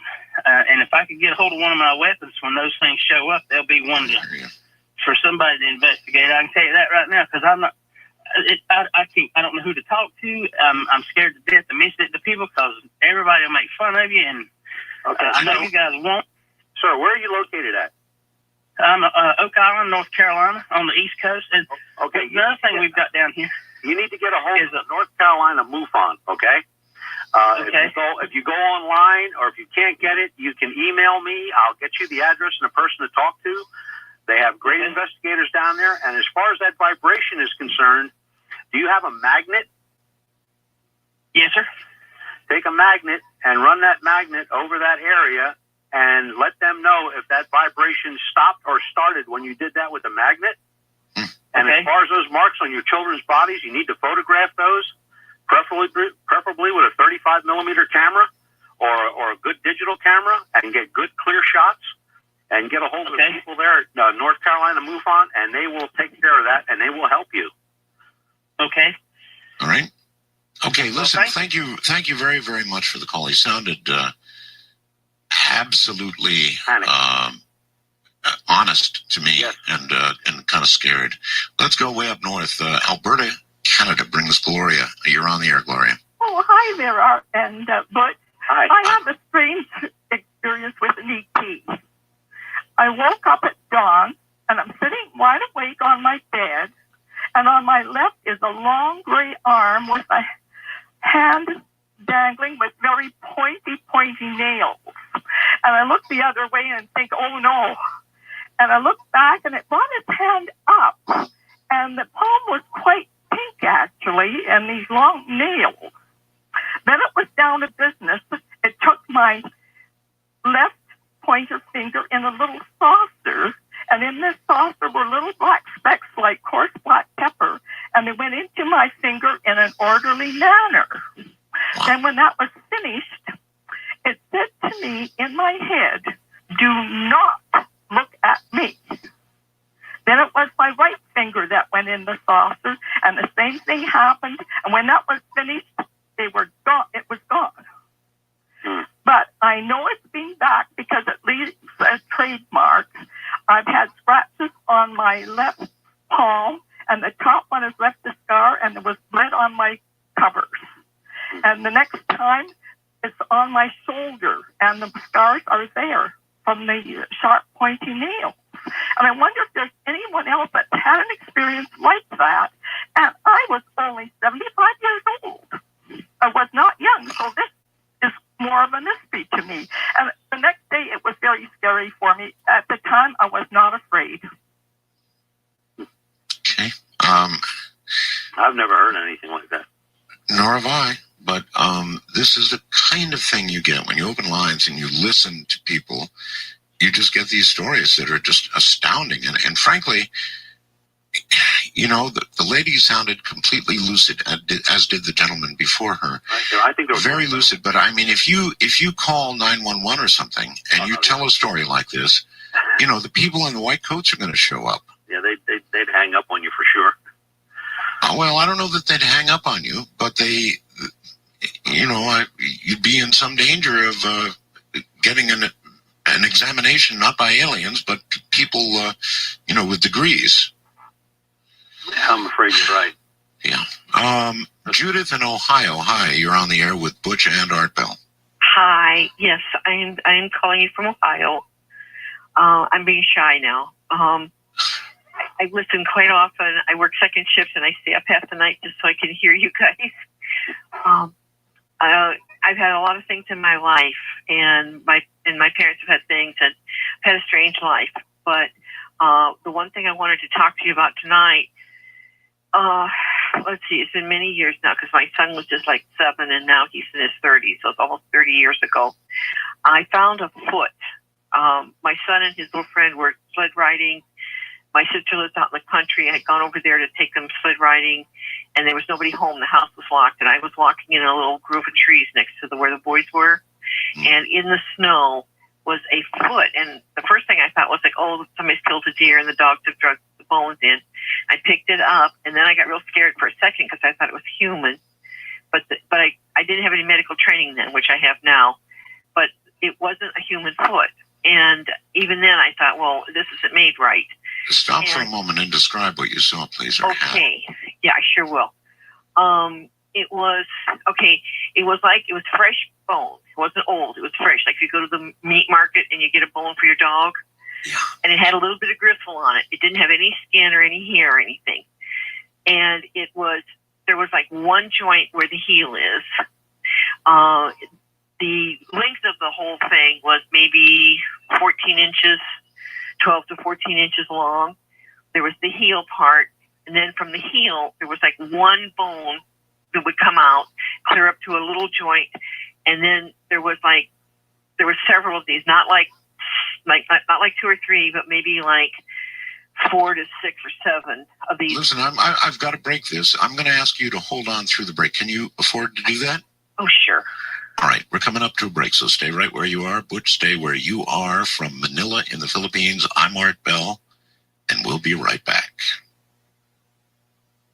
Butch Witkowski is my guest. We're discussing something very delicate, very sensitive, human abduction, human mutilation, and everything that sort of goes along with it. And we've got a very interesting caller on the line who found what amounts to a foot of some sort, and we'll talk more about that in a moment. Doug in Richfield, Minnesota, fast blast me the following. Keep in mind that the aliens might be very peace-loving, but know what that means. Peaceful to their own kind. Quakers are very peaceful. They're a very peaceful sort, but their livestock might disagree. We'll be right back. All right, back now with Butch Witkowski and our guest from Ohio, Judith, our caller. Judith, you're back on the air again. This foot, or whatever it is, Okay. Can you be fairly certain it was not animal or human? No. Okay, first off, I didn't make it very clear. I was walking in the woods. I first thought it was a deer. I did pick it up. It felt about the same weight as you would think bone would feel, and it had from the joint at the back, it had maybe 4 to 6 or 7. I didn't count because there was snow on them. From the heel to what would appear to be like a toe joint, they were just one thing, like it'd be a pencil or something. I mean, there wasn't a bunch of little joints like on the back of your hand. Mm-hmm. And then there was the one joint, and then there was like 2 inches of what would be like a toe, but they didn't angle like human toes do. It was, the whole thing was like a triangle, okay, like a long skinny triangle, and it had snow packed around it. And from the heel type end, there was one bone coming up, and I'm holding this thing. Like, first I thought it was like a deer. I picked it up and I thought, oh my God, it's a human foot. And I figured somebody killed somebody and they were going to kill me and the kids. I was real scared for a second. And I'm looking at this thing and I'm thinking, wait a minute, because I thought feet were made like hands, with all the bones, and there wasn't all those bones. And then there was no like big toe and little toes. Everything was the same. And from the heel part, it came up about 2 inches, and it was just one bone. And I thought it was supposed to be 2, like there is in the wrist. It's obviously more familiar with the hand. And it was one bone. And the weirdest part of this whole thing is it was like solid bone. It didn't have an inside opening. And when you looked at it, if you looked straight down on the 2-inch high part, it was solid, the same creamy color, but inside like 1/4 of an inch, there was like 1/8 of an inch of pink all the way around, like a little circle of pink. But the strangest thing of this is, if you turn the thing, so you were looking at it on the same plane, it was like it wasn't broke off or something. It was cut off. It was cut like fresh board, where you go, and then at the very end there's a little tick, on the board where it doesn't get quite clear. This had that little tick thing. So I don't know where it came from. I know it wasn't an animal. I've looked at all kinds of pictures of deer paws and bear paws and everything. I took it. I was going to wrap it in a towel because my brother-in-law worked for a vet, and he always wanted to be a vet and had to go to the Second World War. And he grew up on a farm. I thought, well, maybe Jim will know. And if he doesn't, I was still married to a professor, and if he didn't know, because I thought he knew everything, we would take it up to Case Western or somewhere. It wasn't a matter of carbon dating because it was fresh bone.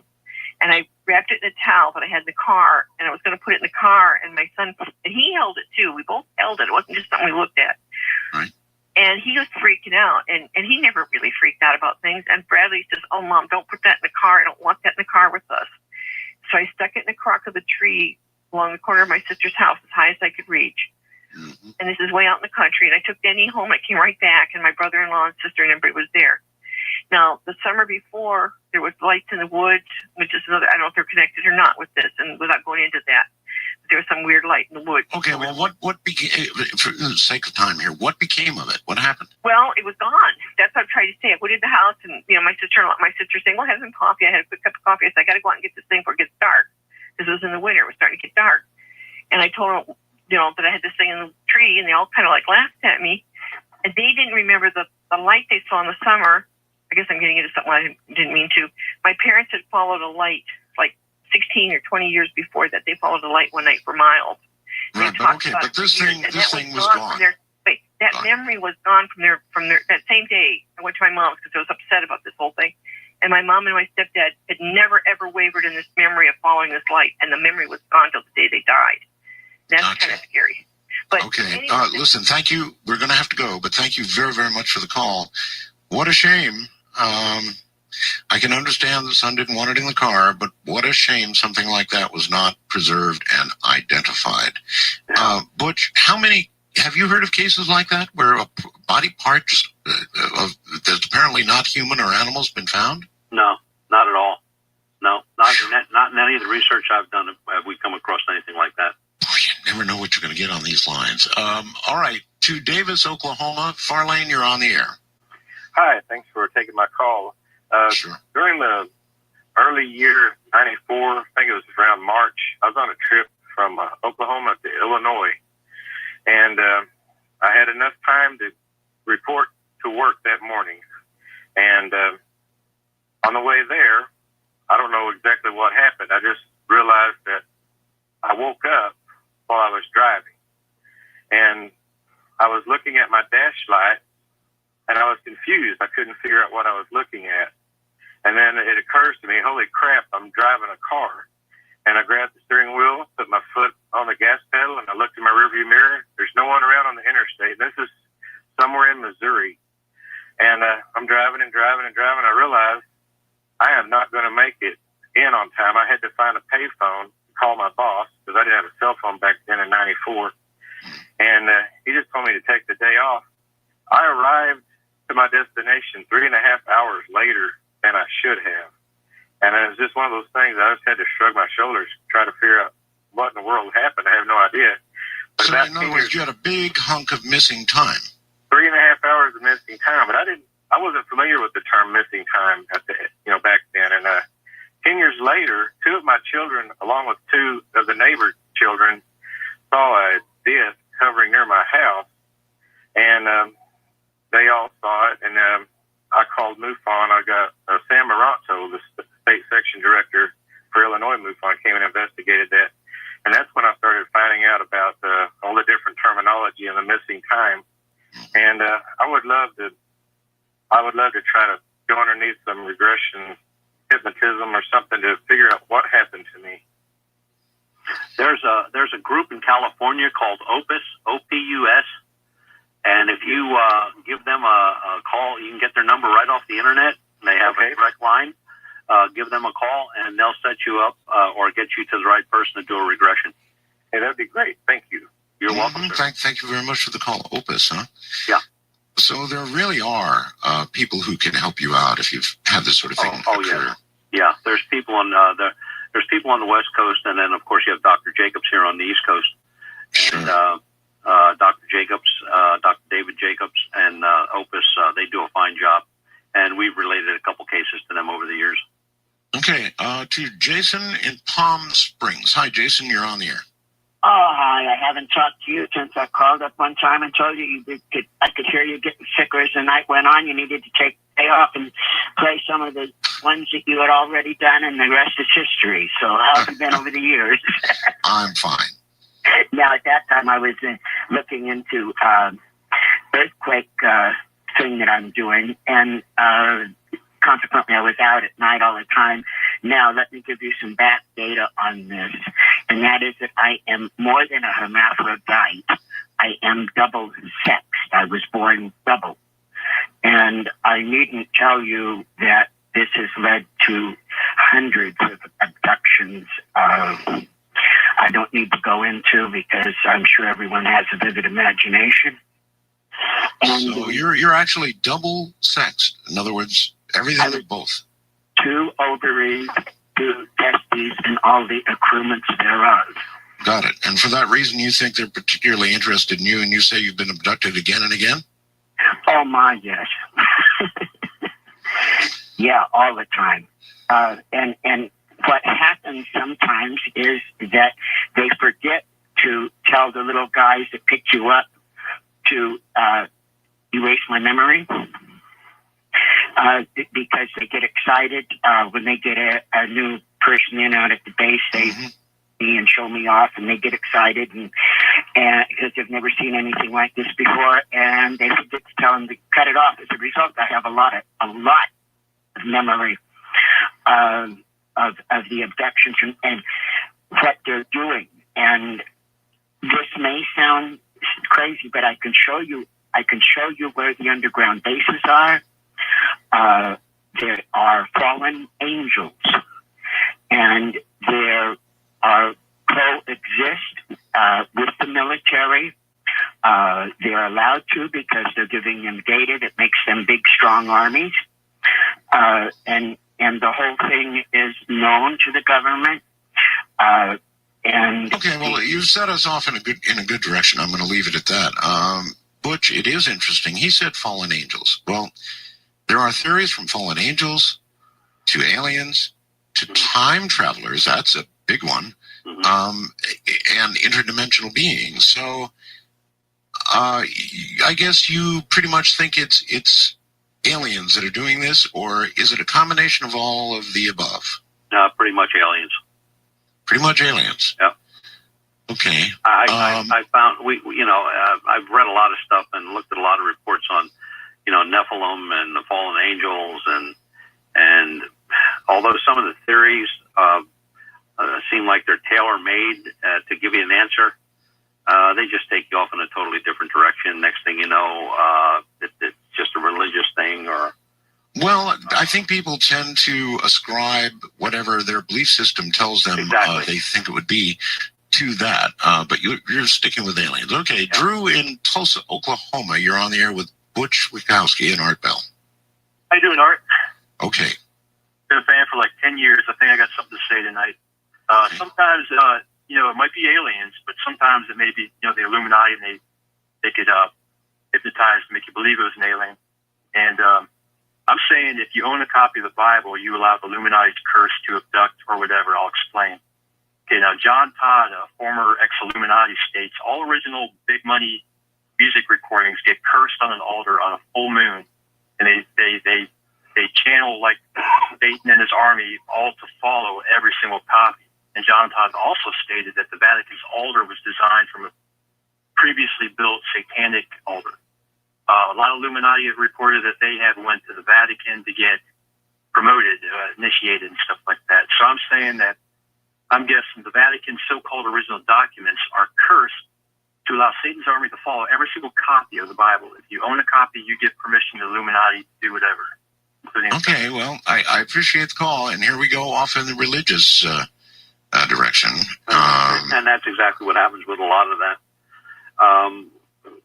The fallen angels, it almost seems like people are looking to not so much find an answer, but to blame or back up their belief system. And, it's human nature.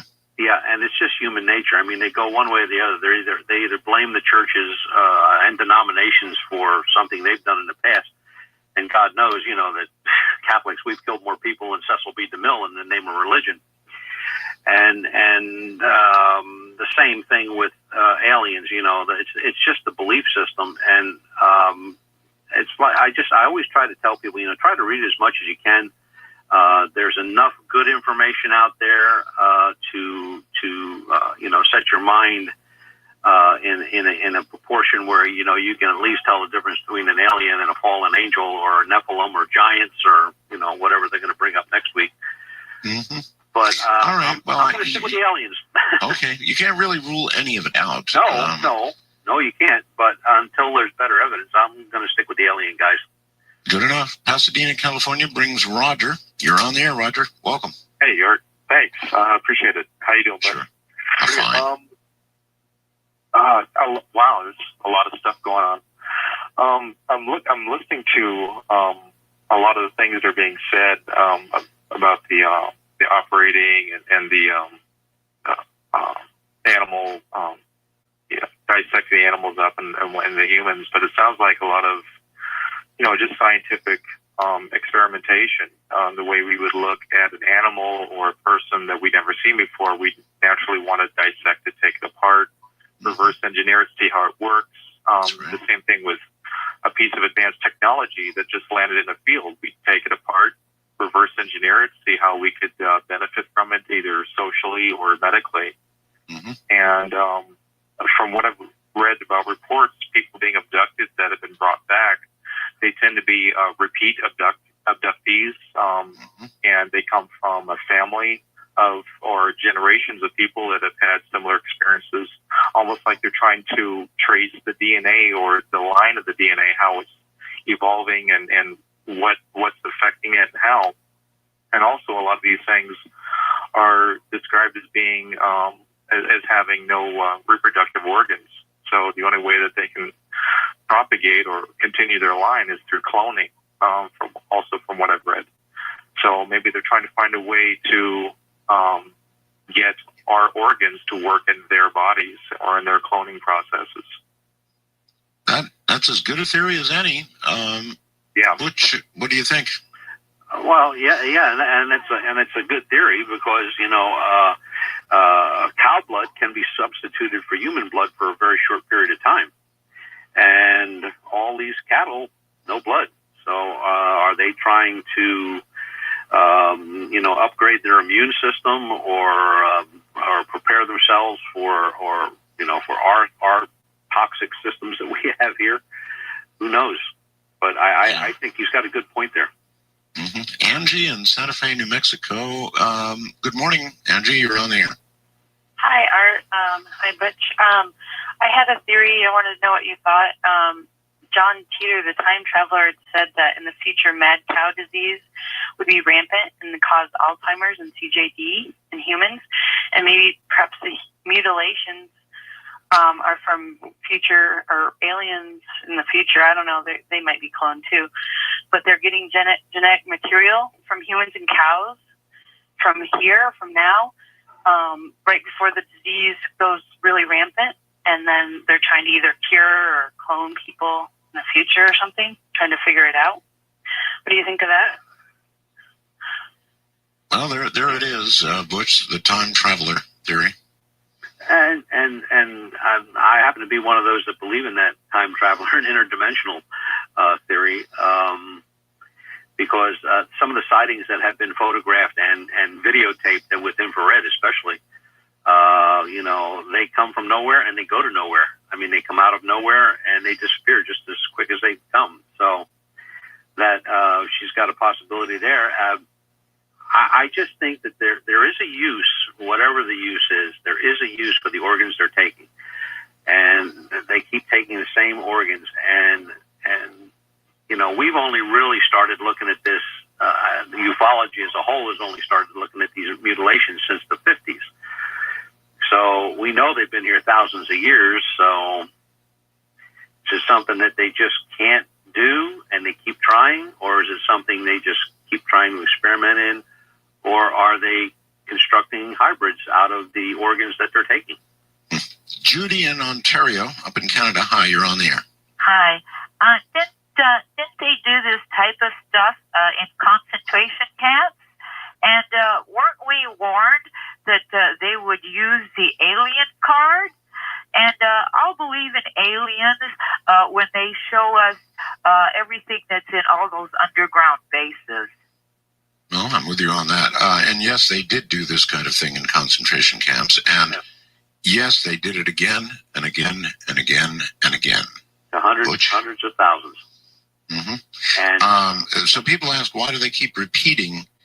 Why the need to continually abduct and dissect? Yeah, that's a great question. I mean, just like you said about the frogs. Okay, so we can use that theory, but I would think if they were going to be studying, they would be take an arm or a leg or a finger or a toe or something like that. But it's the same organs over and over again, and these organs, when you break them down into, they're high in protein. They are in glucose. There's just a lot of use for these types of organs. High. We're going to leave it at that. High in protein. Think about that. High in protein. From Manila, in the Philippines, other side of the world, I'm Art Bell. It's a rough topic. I know it. Human abduction, human mutilation. That's what we're talking about this day, and it is rough stuff. So a warning, if you haven't heeded it by now, you probably won't, but this really is not the stuff for small children, or for that matter, adults who are affected by this sort of thing. More with Butch Witkowski in a moment. All right, Butch, I need to ask you, have you written a book or chronicled any of what you've investigated, perhaps a website? We have it on the website. What we try to do is we have a newsletter every month, and we try to put stuff in there regarding what we're doing and what we're investigating and into a newsletter type format. So everybody's welcome to look at it. And if they have any questions, we have a contact us page. They can send us an email, and we'll have somebody get back to them within 24 hours. Our average right now is about 50 to 65 minutes. So we do real well. Well, your average is going to get spoiled tonight. Can you give us an address or something? Yep. They can get me direct by my email, which is Butch221 at djazz, DEJAZZD.com, or my assistant director, which is John Bainbridge, and his is CCI John 2 at Comcast. I believe it's .com. Yes, and our website is www.paUFOsearch.com, and we can have somebody get back to them right away. Like I said, we usually answer pretty quick. I'm sorry, that Comcast is .net, not .com. Yeah, I thought it was .net. Oh, okay. Well, judging from the way the phone lines are boiling tonight, you're going to get a lot of response. I've got over 100 emails so far. I'm sure you do. So again, give your website again. www.paUFOsearch.com. Okay. Let's go to Denver, Colorado, and Jeremy, you're on the air. Hey, Art, how are you doing? Fairly well, thank you. Okay, thank you for taking my call. I was calling to give a little heads up to the guy that called about the buzzing in his back. Mm-hmm. And I've detected the same kind of thing. It's in my left rib, and I'm just kind of giving him a point of, I don't think he's got to the bad part yet. So the triangle on his back is pretty much like a cupping technique. If anybody knows what that is, it's a therapeutic technique to like take fluids out of your back from if they're being put under when this is happening, and they're probably injecting him with something and then taking the fluid back out of his back. But the way I detected it was with a nonlinear junction evaluator, and you can only detect the antenna, and the antenna is in your spine, and you'll get a second harmonic down your spine, and then you'll get a third harmonic in your lower spine. No one probably knows what that is, but you have to talk to a TSCM agent, which is a short for technical surveillance countermeasures. And the machine wasn't invented, the one that can be used, because the original version wasn't strong enough. And they put out a military version, which is not available to purchase. Would a gauze meter do the same? I'm not sure. I just kind of went out, and because I knew that the hospital thing was just a waste of time. So I went out and tried to find something that would detect a non-radiating device. Uh-huh. And just by chance, I tracked down this, and the guy that was showing me the civilian model, he had the military model. And then we just scanned my back, and you'll find the device is actually not going to be detectable because it's it must be shielded by stainless steel, because that's what radio frequencies will just reflect off the stainless steel. But because it's a mechanical device, you have to have the antenna to activate it, right? Right. So it's in your spine. And I'm sorry, I'm just kind of. So it's all right. So that's the vibration that he felt. Well, they turn it on, but the problem is that it's an infusion pump, and they can inject him with it, and then it'll be attached to his spine. And if they do inject him with it, he has to use. If he can't get a cupping, he can just use a vacuum cleaner.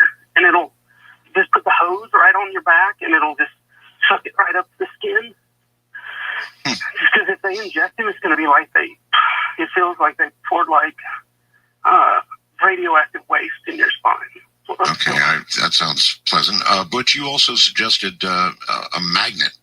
Yeah, a magnet or a gauze meter. A magnet will pull it to the surface also. Because the ones that we've seen through Dr. Lear's stuff, they've all been really very, very just under the top layers of skin. I mean, so they're almost at the point where they're visible in some cases, depending on the person's complexion.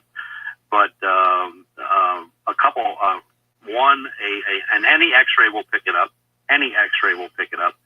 A magnet, placing a magnet over it, and you can move it around. So if it's at your ankle, and you can move it up 2 inches with a magnet, then you have. That is so weird.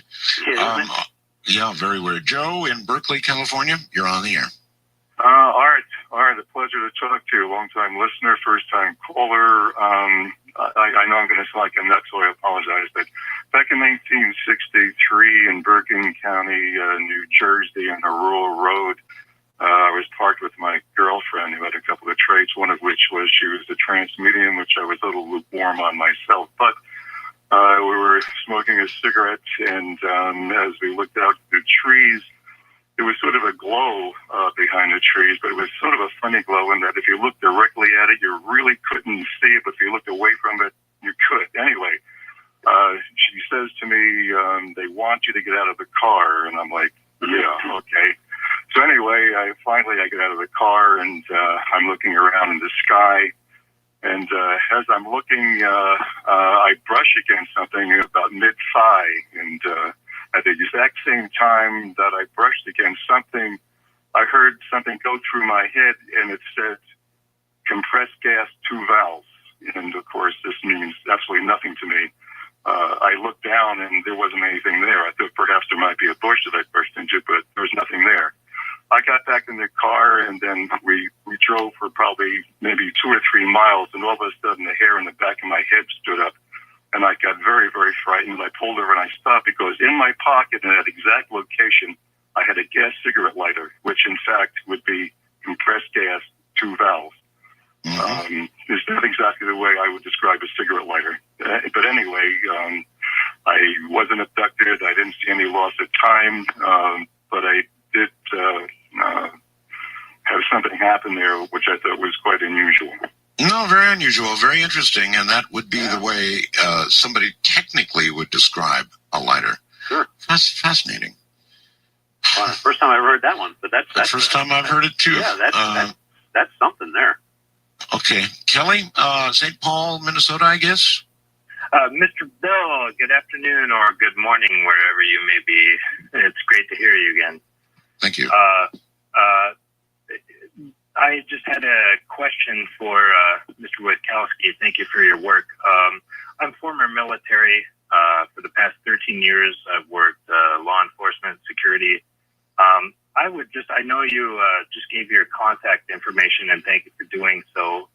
But for our brothers in blue, or desert khaki, for that matter, that have experienced things that we would like to report, and not just for us, but for your listeners, Art, that may be on the fence about what they believe regarding this phenomenon. But where can they go to read some of these accounts from what they may consider to be a more official source? Well, being a former Marine and a law enforcement officer, I'll tell you this: if they get their email to me and tell me what they're looking for, I'll put them on the right path, or I'll get the right information to them, and that's a fact. I wouldn't think there would be a lot of official information about this at all. In fact, I would doubt there's any. There's a couple things, but they're so outdated, and then you start talking about Majestic 12, which is another. Yeah, let me put it this way: at least anything that we'd be able to read. Yeah, anything that I could put in somebody's hands to help them find what they're looking for, or find what they're looking for. We have our own database, and I have access to a couple other databases, and I've got scads of information. I even if it comes to just if I have to photocopy something out of a book and and email it to them, or I'll do whatever I can do for them. Okay. Alan in Memphis, Tennessee, you're on the air. How are y'all doing tonight? Good. Just fine, thank you. What a comment, question, I'm not sure, but when I was younger and even still today, I suffer from sleep paralysis, where I'll be in that zone where I'm not quite awake and not asleep, but I can open my eyes and see around me, but I can't move, and it feels like there's something in the room with me. Sometimes I can even see shadows or something out of the corner of my eye. I don't have any memories or anything like that of being abducted or anything like that, but I was just wondering if y'all had any comments or thoughts about that. Well, my thought would be sleep paralysis is very, very common. Whether or not anything has happened to you during this time, I guess, what do you suggest for that, Butch? Hypnotic regression or what? Well, one of the easiest things, and especially if it's a male, if you sleep in boxer shorts and you get up in the morning and your boxer shorts are on backwards, there's a pretty good chance that you were abducted. Or had some unusual. That comes from Dr. Jacobs. He said, he found that in so many cases where, fellas went to bed and they're wearing boxer shorts and they wake up and their boxer shorts are on backwards. That's a big clue, all right. Or another one is with sleep paralysis, not so much as paralysis, but does the person have the feeling that they're being held down? Are they trying to fight to get up and it's like somebody's pushing them back down? And that's another good sign they've been abducted. Reno, Nevada. Betty, you're on the air. Hi, Art. I'm glad you took my call, and hello, Butch. How you doing? Hi. I want to ask you something. When I was about 5 years old, and I'm 65 now, and it was before my mother passed away, and I was at 5 when that happened, and I had an experience that all these years I can remember it as if it just happened yesterday. I'm sure that I must have been taken because I remember running through like a round circle. And you know how on ships, how they have the uplift of the stuff that you have to step over? And I was a little child, and I was running and I was jumping over these steps, trying to run away from these little people that was chasing me. And to get away from them, I just jumped back because there was like a recess part of it. And I was hiding, and they ran by me. And these were, like I said, they were little in stature. And I was just wondering, since I was so young, and that has been so vivid in my mind all these years, could I have had an experience then? Because there was other things afterwards that I have experienced where I got these huge lumps on the back of my neck there at the base of the skull. And I've asked doctors about it, and they say, it's just a muscle and stuff like that from tension and all. But sometimes they get, and they hurt me so bad, so bad. And, it's just, and now I'm having to go to a doctor for my kidneys because the doctor is saying that my kidneys are putting out too much protein. And before the break, I think I heard you say something about the protein. And I was just wondering, what do you think, Butch? Do you think I ought to? Because it was not like an imagination. I mean, you know. Well, I think that Butch and a doctor are likely to give you very different advice on the subject. Let me put it that way. Butch, I would imagine that a lot of this sort of thing is exactly what it sounds like, some sort of physical ailment, not due to aliens, not due to abduction or mutilation or any sort of manipulation, right, but just physical problems. And how does one, in your position, separate the two? Well, there are a few things, like the boxer shorts. I mean, when I first heard that, I just went, oh my God, where are we going with this? But when I thought about it, and also people, let's say, they never had sleep paralysis or they never had any problem sleeping, but every now and then they have to it's like they have to fight to get out of bed. There's like something holding them down. They actually flail where they hurt themselves, or after that's over, they find a mark on their body that wasn't there when they went to bed, and that's a good indication that person has been abducted, or the abduction proceeded but didn't get as far as it was supposed to. And then you have the person that has sleep paralysis, and they tell you they need the thing to breathe at night because they stop breathing, and then there's a physical ailment. But it just seems like everything that happens at night is an abduction, and people have been abducted in broad daylight. I mean, there's a case of a guy in I believe it wasn't Kentucky. I think it was Tennessee, where he was talking to his wife in another room, and she stopped talking, and he kept talking, and he finally walked in, and she was gone. And an hour later, she showed up out at their barn, just standing there, and he said, "Where were you?" And she said, "Well, I was out here." And he said, "No, you weren't. You were in there." And she went under regression, and she's been abducted since she was the age of 5, and she was now 45. Wow. Terry in Topeka, Kansas, you're on the air. Not a lot of time. Hello. Hi, Art and Bruce. This is Terry in Topeka, and I just wanted to share an abduction experience with you that I had. Okay, well, anyways, the first time that I ever woke up and not in my bed is when this happened. Anyway, after I woke up, they put me back out again, and anyway, I found myself being floated down this hallway that was brightly lit, and it was white. There were no doors, nothing to distinguish a hallway or doors or anything. And I couldn't tell where the light came from. But anyway, when I tried to turn around and see these two little guys that were floating me down the hallway, couldn't see them, and they waved their hand over this part of the wall, and it opens up, and they take me into this room, and it's an auditorium.